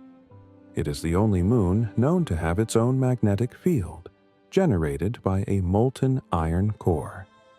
Beneath its icy surface, Ganymede is believed to have a subsurface ocean of liquid water, sandwiched between layers of ice. Callisto is the second, largest of Jupiter's moons and one of the most heavily cratered objects in the solar system. Its surface is ancient, dating back billions of years, and it too may harbor a subsurface ocean. Callisto's surface has remained largely unchanged, making it a time capsule of the early solar system. But it is the other 2 Galilean moons, Io and Europa, that capture the most attention and spark the most wonder. These 2 worlds, so close to each other in space, could not be more different. Europa may harbor life beneath its ice. Europa, the 4th largest of Jupiter's moons, is slightly smaller than Earth's moon, with a diameter of about 3,121 kilometers. Its surface is covered with a thick shell of water ice, crisscrossed with long, dark streaks and ridges that give it a fractured appearance, like a cracked eggshell. But beneath this frozen exterior lies something extraordinary. Europa almost certainly has a global ocean of liquid water, more water than all of Earth's oceans combined, hidden beneath an ice shell that may be 10 to 15 kilometers thick, or possibly much thicker in some regions. How do we know this? The evidence comes from multiple sources. Magnetic field measurements from the Galileo spacecraft, which orbited Jupiter from 1995 to 2003, detected a magnetic field around Europa that varied in strength as the moon passed through Jupiter's powerful magnetosphere. This variable field is consistent with a layer of electrically conductive material beneath the surface, and salty water fits the bill. The surface also shows signs of geological activity. There are regions where the ice appears to have been broken apart and refrozen, suggesting that warmer, softer ice or even liquid water has welled up from below. Some areas show features called chaos terrain, where the surface has been jumbled and rearranged, possibly by the melting and refreezing of subsurface ice. Even more tantalizing, the Hubble Space Telescope has detected what appear to be plumes of water vapor erupting from Europa's surface, similar to the geysers on Saturn's moon Enceladus. These plumes, if confirmed, could provide a way to sample the subsurface ocean without having to drill through kilometers of ice. Europa's ocean is kept liquid by tidal heating. As Europa orbits Jupiter, the immense gravitational pull of the planet stretches and squeezes the Moon, causing friction in its interior that generates heat. This same process powers the extreme volcanism on Io. On Europa, the heat is enough to keep the ocean from freezing, despite the Moon's distance from the Sun. Could life exist in Europa's ocean? It is one of the most profound questions in astrobiology. The ocean has liquid water, a source of energy from tidal heating, and possibly the right chemistry. On Earth, life thrives in similar environments, in the deep ocean around hydrothermal vents where sunlight never reaches. Europa is one of the most promising places in the solar system to search for life beyond Earth. NASA's Europa Clipper mission, set to launch in the coming years, will fly by Europa multiple times, mapping its surface, analyzing its composition, and searching for evidence of plumes and subsurface activity. Future missions may even land on the surface and drill through the ice to explore the ocean directly. For now, Europa remains a frozen mystery, a world where an alien ocean laps at the underside of an ice shell, hidden from view but tantalizing in its possibilities. Io is the most volcanically active body in the solar system. If Europa is a world of hidden oceans, then Io, the innermost of the Galilean moons, is a world of fire. Io is the most volcanically active body in the solar system, with hundreds of active volcanoes dotting its surface. Some of these volcanoes erupt continuously, sending plumes of sulfur dioxide gas and volcanic material hundreds of kilometers into space. Io's surface is constantly being resurfaced by volcanic activity, burying impact craters almost as soon as they form. As a result, Io has the youngest surface of any solid body in the solar system, with an average age of only a few million years. The cause of Io's extreme volcanism is tidal heating, the same process that keeps Europa's ocean liquid, but taken to a far more intense extreme. Io orbits very close to Jupiter, and its orbit is slightly elliptical due to gravitational interactions with Europa and Ganymede. As Io moves closer to and farther from Jupiter, the planet's immense gravity stretches and squeezes the Moon, flexing its interior like a rubber ball being squeezed rhythmically. This constant flexing generates enormous amounts of heat through friction, enough to melt Io's interior and drive intense volcanic activity. Io's volcanoes are not like Earth's. Some erupt molten sulfur, which gives Io's surface its distinctive yellow, orange, and red colors. Others erupt molten silicate rock, similar to Earth's basaltic lava, but at much higher temperatures. Io's largest volcanic features include vast lava lakes and calderas hundreds of kilometers across. One of the most famous is Loki Patera, a massive volcanic depression that periodically brightens as fresh lava floods its floor. The volcanic plumes on Io are spectacular. Some rise to altitudes of 300 kilometers or more before falling back to the surface in umbrella-shaped patterns. These plumes are driven by explosive eruptions of sulfur dioxide gas, which freezes into frost as it cools and falls back to the surface. Io's volcanism has another effect. It supplies material to a donut-shaped cloud of particles that encircles Jupiter along Io's orbit, called the Io plasma torus. This torus is made up of charged particles stripped from Io's atmosphere and volcanic plumes by Jupiter's powerful magnetic field. Io is a world in constant turmoil, a volcanic inferno locked in a gravitational dance with the largest planet in the solar system. Jupiter's magnetosphere is enormous and deadly. Jupiter does not just dominate the solar system through its gravity. It also has the most powerful magnetic field of any planet, about 20,000 times stronger than Earth's. This magnetic field creates a magnetosphere, a vast region of space surrounding the planet where Jupiter's magnetic influence dominates. Jupiter's magnetosphere is enormous. If it were visible to the naked eye from Earth, it would appear larger than the full moon in the sky, despite Jupiter being hundreds of millions of kilometers away. The magnetosphere extends several million kilometers toward the Sun and stretches out into a long tail that reaches beyond the orbit of Saturn. Within this magnetosphere, charged particles are trapped and accelerated to extremely high energies, creating intense radiation belts far more dangerous than those around Earth. The radiation near Jupiter is so intense that it poses a serious hazard to spacecraft. Electronics can be damaged or destroyed by the high-energy particles, and any mission to Jupiter or its moons must be carefully designed to withstand this harsh environment. The Juno spacecraft, which has been orbiting Jupiter since 2016, follows a highly elliptical orbit that minimizes its exposure to the worst of the radiation. The magnetosphere also interacts with Jupiter's moons, particularly Io.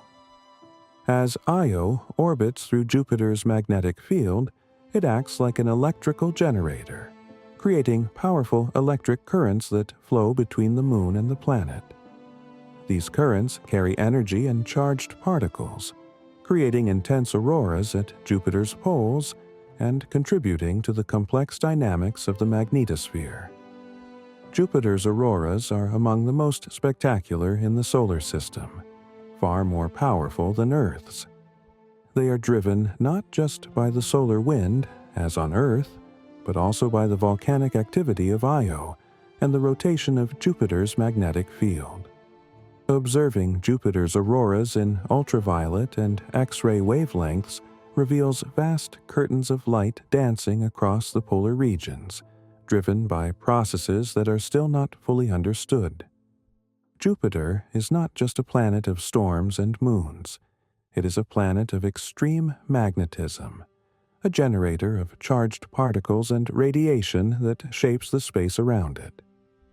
The asteroid Vesta has a giant impact crater. While Ceres is the largest object in the asteroid belt, Vesta is the second largest and, in many ways, just as interesting. Vesta is about 525 kilometers in diameter, roughly the size of the state of Arizona. It has a differentiated interior, meaning it has a core, mantle, and crust, much like a planet. This makes Vesta a protoplanet, a body that was on its way to becoming a planet but never quite finished the process. One of the most striking features on Vesta is an enormous impact crater near its south pole called Rhea Silvia. This crater is about 500 kilometers across, nearly as wide as Vesta itself, and about 19 kilometers deep. The impact that created Rhea Silvia was so powerful that it excavated material from deep within Vesta's interior and blasted debris into space. Some of this debris has made its way to Earth in the form of a rare class of meteorites called HED meteorites, named for howardites, eucrites, and diogenites. By studying these meteorites, scientists have learned that Vesta has a basaltic crust, formed from volcanic activity early in the solar system's history. Vesta is one of the few asteroids large enough to have experienced volcanism, and it provides a window into the processes that shaped the terrestrial planets. The Dawn spacecraft visited Vesta in 2011 and 2012, mapping its surface in detail and revealing a world of craters, cliffs, and ancient lava flows. Vesta's surface is heavily cratered, but it also shows evidence of geological activity, including long grooves and ridges that may have formed when the impact that created Rhea Silvia sent shock waves through the entire body. Vesta is a survivor, a fragment of the early solar system that escaped being smashed to pieces by collisions, and it carries within it clues to the formation of planets. And now the realm of the asteroid belt and the mighty Jupiter begins to fade behind your thoughts. You have drifted through a sparse field of ancient fragments where a dwarf planet hides an ocean beneath its crust. You have felt the immense gravitational pull of Jupiter, a planet so massive it moves the sun itself, and you have visited its moons, a collection of worlds as diverse as any in the solar system. You have seen Europa's hidden ocean, a place where life might exist beneath the ice. You have witnessed the volcanic fury of Io, a moon torn apart by gravity, erupting endlessly in a dance of fire. You have stood in the presence of the Great Red Spot, a storm so large it could swallow Earth, and you have learned that Jupiter's magnetosphere is a vast, invisible empire of radiation and charged particles. The solar system is full of wonders, and we have only just begun. There are more giants waiting beyond Jupiter, more moons, more mysteries, and more stories written in ice, gas, and gravity. But for now, rest. Let the rhythm of Jupiter's rotation, a day only 10 hours long, carry you gently into sleep. The solar system continues its eternal dance, and you are safe within it, held by gravity, surrounded by the silent beauty of distant worlds. Tonight, we complete our gentle drift through the solar system, venturing to its farthest reaches, to places where sunlight is barely a whisper and ice reigns supreme. Here we find Pluto, no longer called a planet, but no less fascinating. And beyond it, the Kuiper Belt, a vast frontier of frozen worlds. We'll explore the mysterious Oort cloud, the distant shell of comets that surrounds our solar system, and we'll consider what lies at the very edge, where the sun's influence fades and interstellar space begins. We'll ponder the future, billions of years from now, when the sun will die and the solar system will transform. There's nothing you need to do but rest.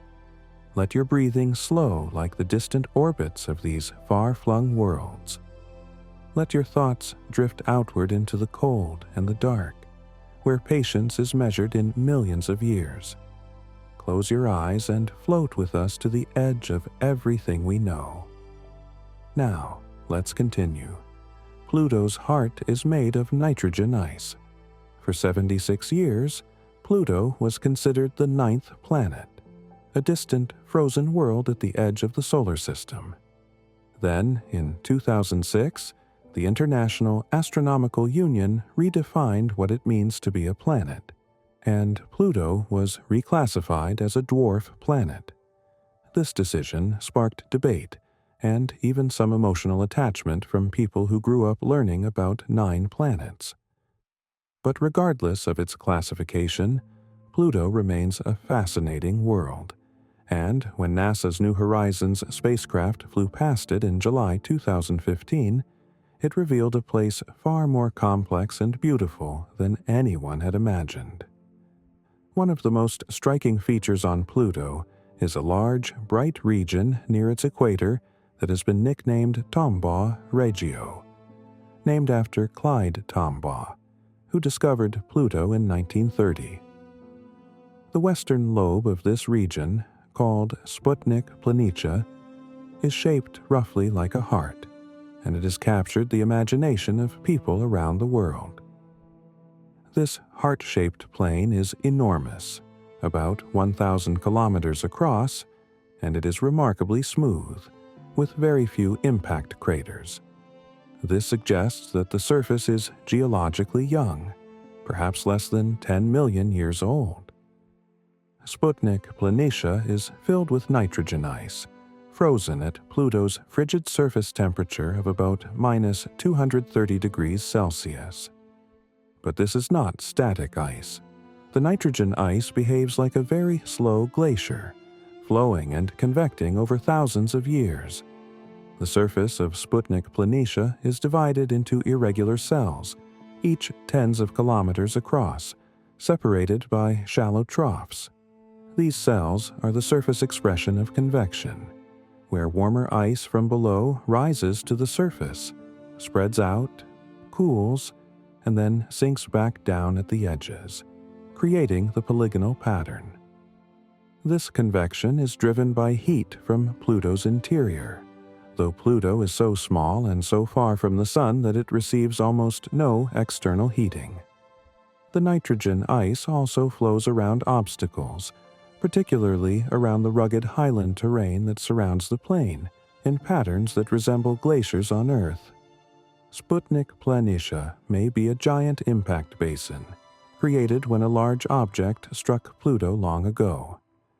Over time, the basin filled with nitrogen ice that migrates across Pluto's surface, sublimating from warmer areas and condensing in colder ones, gradually accumulating in the basin.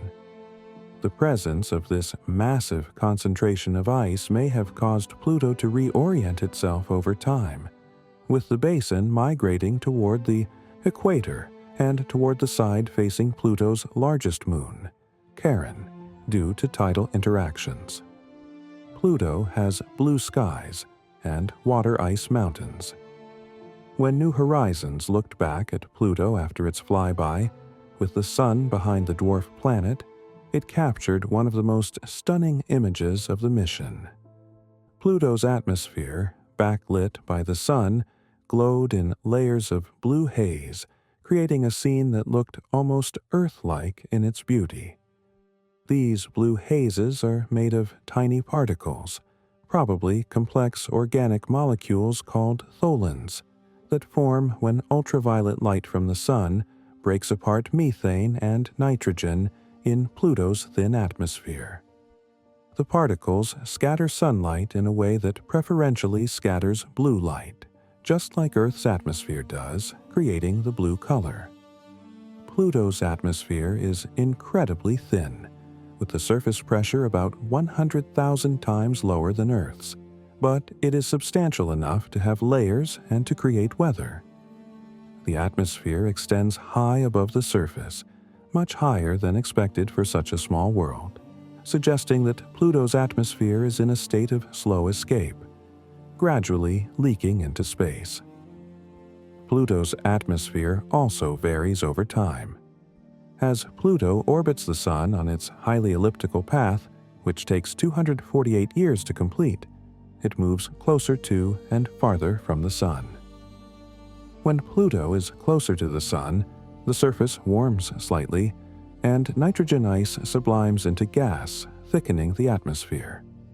When Pluto moves farther away, the atmosphere freezes and falls back to the surface as snow. On Pluto's surface, New Horizons discovered mountains made not of rock but of water ice. Near the edge of Sputnik Planitia, rugged mountains rise up to 3 or 4 kilometers above the surrounding plains. At Pluto's temperatures, water ice is as hard and strong as rock, able to support these towering peaks. The mountains are thought to be ancient, part of Pluto's original crust, exposed and uplifted by tectonic forces or by the flow of nitrogen glaciers around them.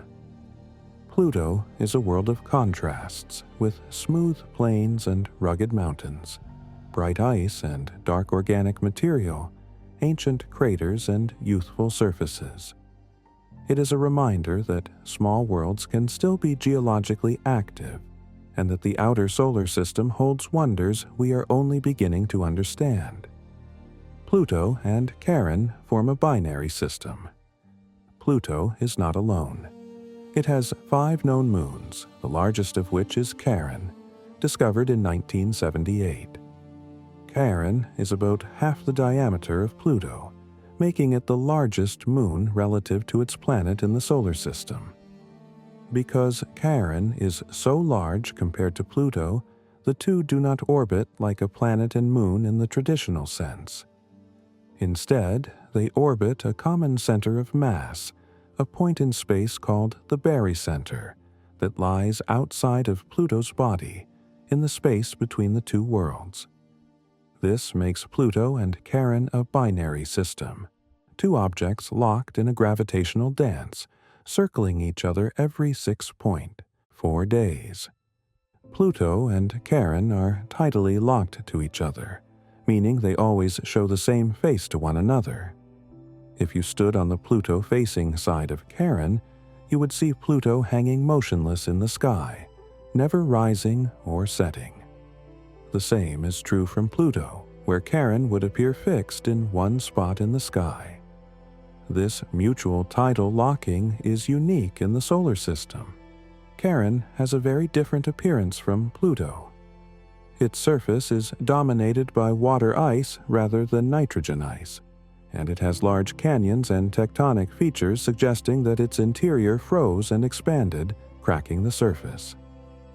Charon also has a dark polar cap, informally called Mordor macula, which may be made of organic material that was originally methane escaping from Pluto's atmosphere. This methane drifted to Charon, became trapped at the cold pole, and was chemically altered by radiation into dark, reddish tholins. The origin of the Pluto-Charon system is still debated, but the leading theory is that the two formed from a giant impact, similar to the formation of Earth's moon. A large object collided with the young Pluto, and the debris from the impact coalesced into Charon. This would explain why Charon is so large and why the two are locked in such a close orbital relationship. The Kuiper belt extends far beyond Neptune. Beyond the orbit of Neptune lies a vast region of the solar system known as the Kuiper belt, a disk-shaped zone filled with icy bodies left over from the formation of the planets.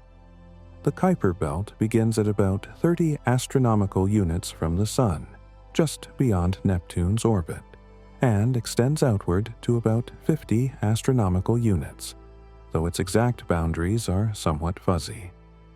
The Kuiper belt is similar to the asteroid belt but far larger and much more massive. It contains hundreds of thousands of objects larger than 100 kilometers across and many millions of smaller ones. These objects are often called Kuiper belt objects, or KBOs, and they are composed mostly of frozen water, methane, and ammonia, mixed with rock. Pluto is the most famous member of the Kuiper belt, but it is not alone. There are other large dwarf planets in this region, including Eris, Makemake, and Haumea, each with its own unique characteristics. Eris is slightly smaller than Pluto but more massive, and its discovery in 2005 was one of the key factors that led to the redefinition of what constitutes a planet. Makemake is the third largest known dwarf planet in the Kuiper belt, and has a reddish surface likely covered with frozen methane and ethane. Haumea is one of the strangest objects in the solar system, shaped like an elongated ellipsoid, spinning rapidly with a rotation period of less than 4 hours. It also has a ring system, the first ring system discovered around a dwarf planet. The Kuiper belt is thought to be the source of short-period comets that orbit the Sun in less than 200 years. Occasionally, gravitational interactions with Neptune or other objects perturb the orbit of a Kuiper belt object, sending it plunging toward the inner solar system where it heats up, develops a tail, and becomes a visible comet. The Kuiper belt is a frontier, a region we have barely begun to explore, and every object discovered there adds to our understanding of how the solar system formed and evolved. There may be a Planet 9 lurking in the outer solar system. In recent years, astronomers have found strange patterns in the orbits of some distant Kuiper belt objects, bodies that orbit far beyond Neptune in highly elongated, tilted orbits. These objects seem to have orbits that are aligned in an unusual way, clustered together in a manner that seems unlikely to be random. Several independent lines of evidence suggest that something massive is influencing these orbits, something that has not yet been directly observed. This hypothetical object has been called Planet 9. Based on computer simulations and analysis of the orbital patterns, astronomers estimate that if Planet 9 exists, it would be a super-Earth, a planet more massive than Earth but smaller than Neptune, with a mass perhaps 5 to 10 times that of Earth. It would orbit the Sun at an enormous distance, somewhere between 400 and 800 astronomical units, far beyond the Kuiper Belt. At such a distance, Planet 9 would take 10,000 to 20,000 years to complete a single orbit around the Sun. It would be extremely faint, reflecting very little sunlight, and would be incredibly difficult to detect even with the most powerful telescopes. Searches are ongoing, with astronomers scanning the sky in the predicted regions where Planet 9 might be found. If it exists, its discovery would be one of the most significant in the history of astronomy, adding a new major planet to the solar system and solving the mystery of the clustered orbits. However, some scientists have proposed alternative explanations for the orbital patterns, including the possibility that they are caused not by a single large planet but by the collective gravitational influence of many smaller Kuiper Belt objects.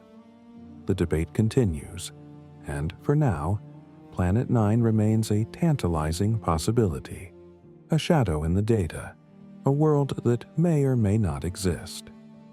The Oort cloud is a spherical shell of trillions of comets. Beyond the Kuiper Belt, far beyond the realm of planets and dwarf planets, lies the Oort cloud, the most distant part of the solar system and the source of long-period comets. The Oort cloud is not a disk like the Kuiper Belt. It is a vast spherical shell of icy bodies that surrounds the entire solar system, extending from about 2,000 astronomical units to as far as 100,000 astronomical units from the Sun. To put this in perspective, 100,000 astronomical units is nearly 2 light-years, almost halfway to the nearest star. The Oort cloud has never been directly observed. It is too far away, and its objects are too small and too faint to be seen with current telescopes. But we know it exists because of the comets that occasionally fall inward from it.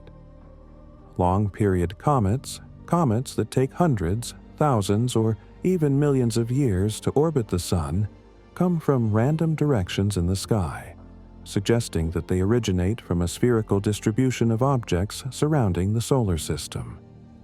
The Oort cloud is thought to contain trillions of icy bodies, with a total mass perhaps several times that of Earth, though spread across an almost unimaginably vast volume of space. These objects are the most pristine remnants of the original solar nebula, having remained essentially unchanged for 4.6 billion years in the deep freeze of the outer solar system. The Oort cloud likely formed much closer to the Sun, in the region where the giant planets now orbit. As Jupiter, Saturn, Uranus, and Neptune grew and migrated, their gravity flung countless small icy bodies outward, scattering them to the farthest reaches of the Sun's gravitational influence. There they remain, barely bound to the Sun, drifting in the darkness.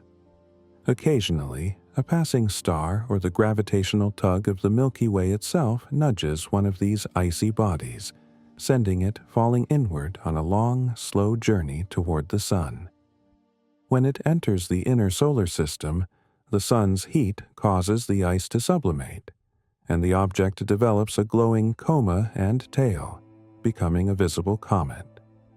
The Oort cloud defines the edge of the solar system in terms of the Sun's gravitational influence, the farthest extent of objects that are still bound to the Sun.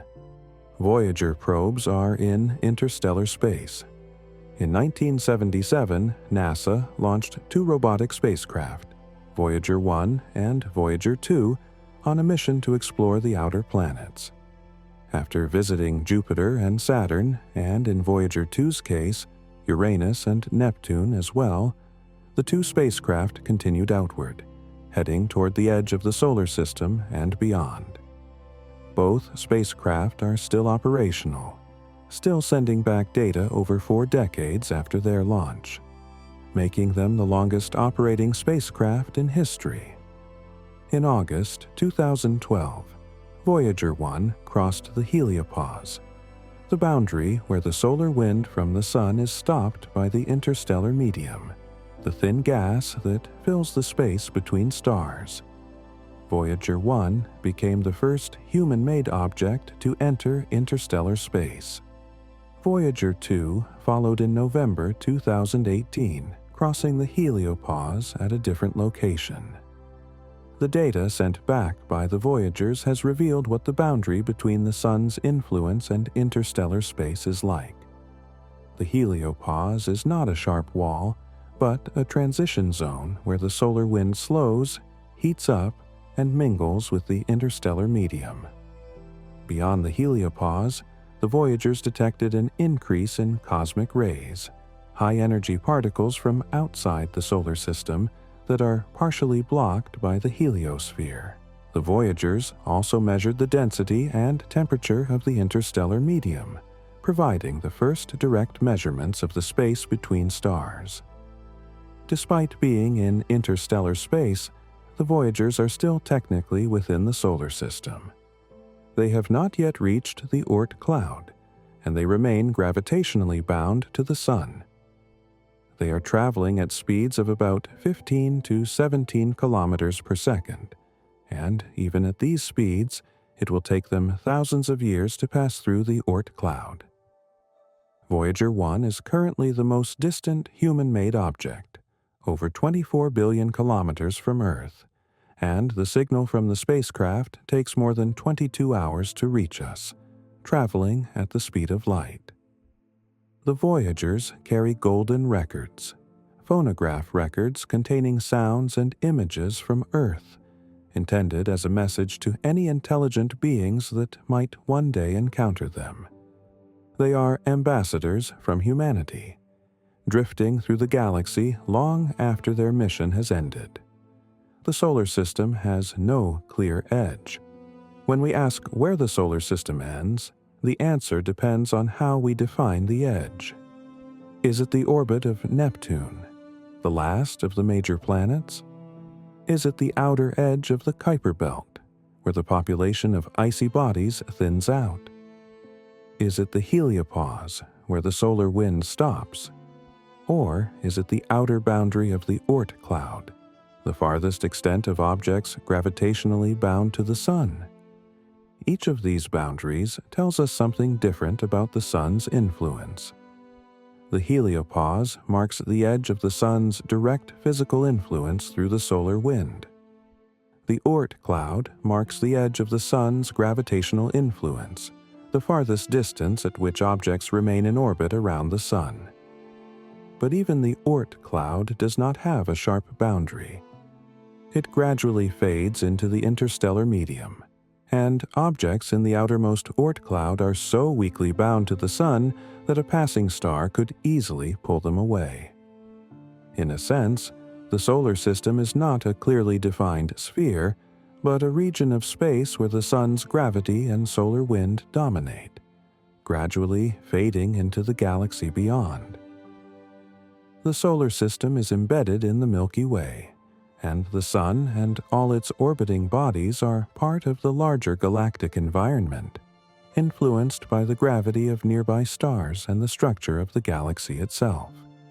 Rogue planets may outnumber stars in the galaxy. In the vast spaces between stars, there may be countless planets drifting alone, untethered to any star. These are rogue planets, worlds that either formed in isolation from clouds of gas and dust or, more likely, were ejected from their original solar systems by gravitational interactions. Computer simulations of planetary system formation suggest that ejections are common, especially in systems with multiple giant planets. As planets migrate and interact, some can be flung outward at high speeds, escaping the gravitational pull of their star and wandering through the Azetsi galaxy alone. Observations have detected a number of rogue planets, though they are extremely difficult to find because they do not emit light and do not have a star nearby to illuminate them. Some have been detected through gravitational microlensing, where the gravity of a rogue planet briefly magnifies the light from a more distant star as it passes in front of it. Based on the rate of detections and theoretical models, astronomers estimate that there could be billions or even trillions of rogue planets in the Milky Way, possibly outnumbering stars.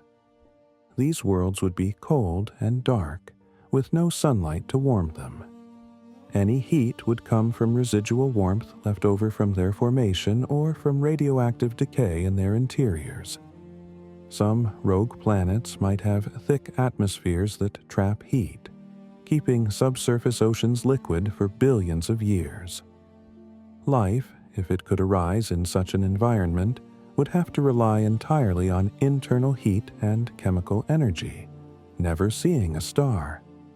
It is even possible that rogue planets lurk in the outer reaches of our own solar system, passing through the Oort cloud or beyond, too faint and distant to be detected. The outer solar system is vast and dark, and we have explored only a tiny fraction of it. The Sun will eventually become a red giant.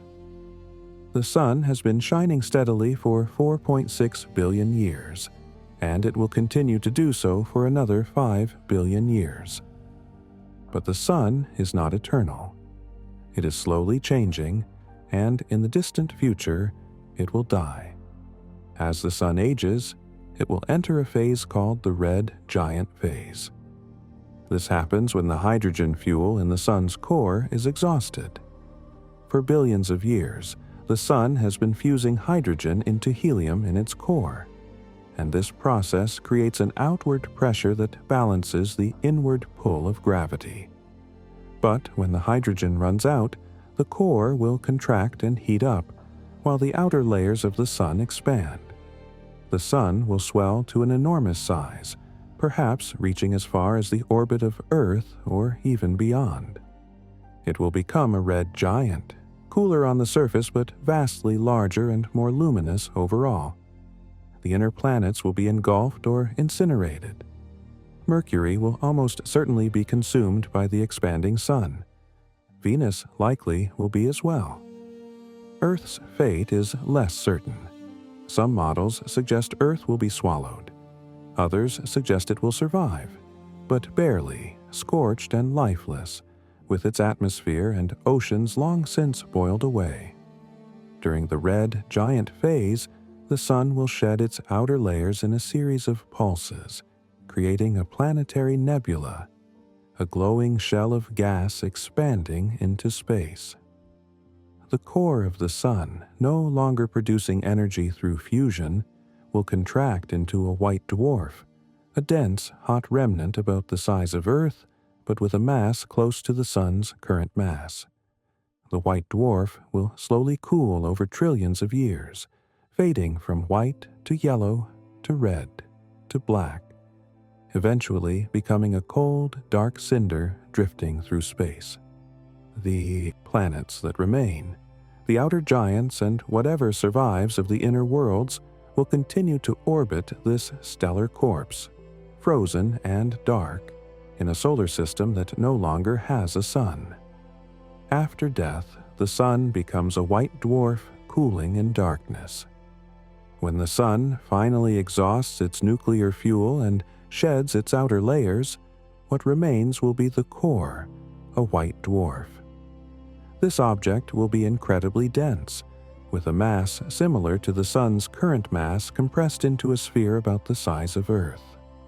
A single teaspoon of white dwarf material would weigh several tons on Earth. White dwarfs do not generate energy through fusion. They shine only because they are still hot from the leftover heat of the nuclear reactions that once powered them.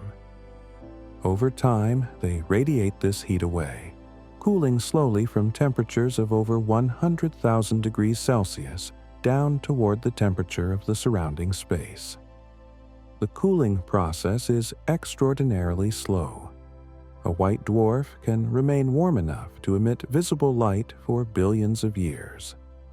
Eventually, after trillions of years, far longer than the current age of the universe, a white dwarf will cool completely and become a black dwarf, a theoretical object that no longer emits light or heat, just a dark, cold sphere of degenerate matter. No black dwarfs exist yet because the universe is not old enough for any white dwarf to have cooled completely. When the Sun becomes a white dwarf, the remaining planets will continue to orbit. The outer giants, Jupiter, Saturn, Uranus, and Neptune, will likely survive the red giant phase, though their orbits may be altered by the Sun's loss of mass. Any moons they have will remain, orbiting in a system lit only by the faint glow of the dying Sun. It will be a cold, dark, and silent end to a solar system that once teemed with light, heat, and perhaps life. We've only explored a tiny fraction of our cosmic neighborhood. For all that we have learned, for all the spacecraft we have sent, for all the telescopes we have pointed at the sky, we have explored only a tiny fraction of the solar system. Humans have walked on the moon, and robotic rovers have explored the surface of Mars. We have sent spacecraft to fly by or orbit all the major planets. We have visited a few asteroids, a handful of comets, and Pluto. But the Kuiper Belt contains hundreds of thousands of large objects, and we have visited only one.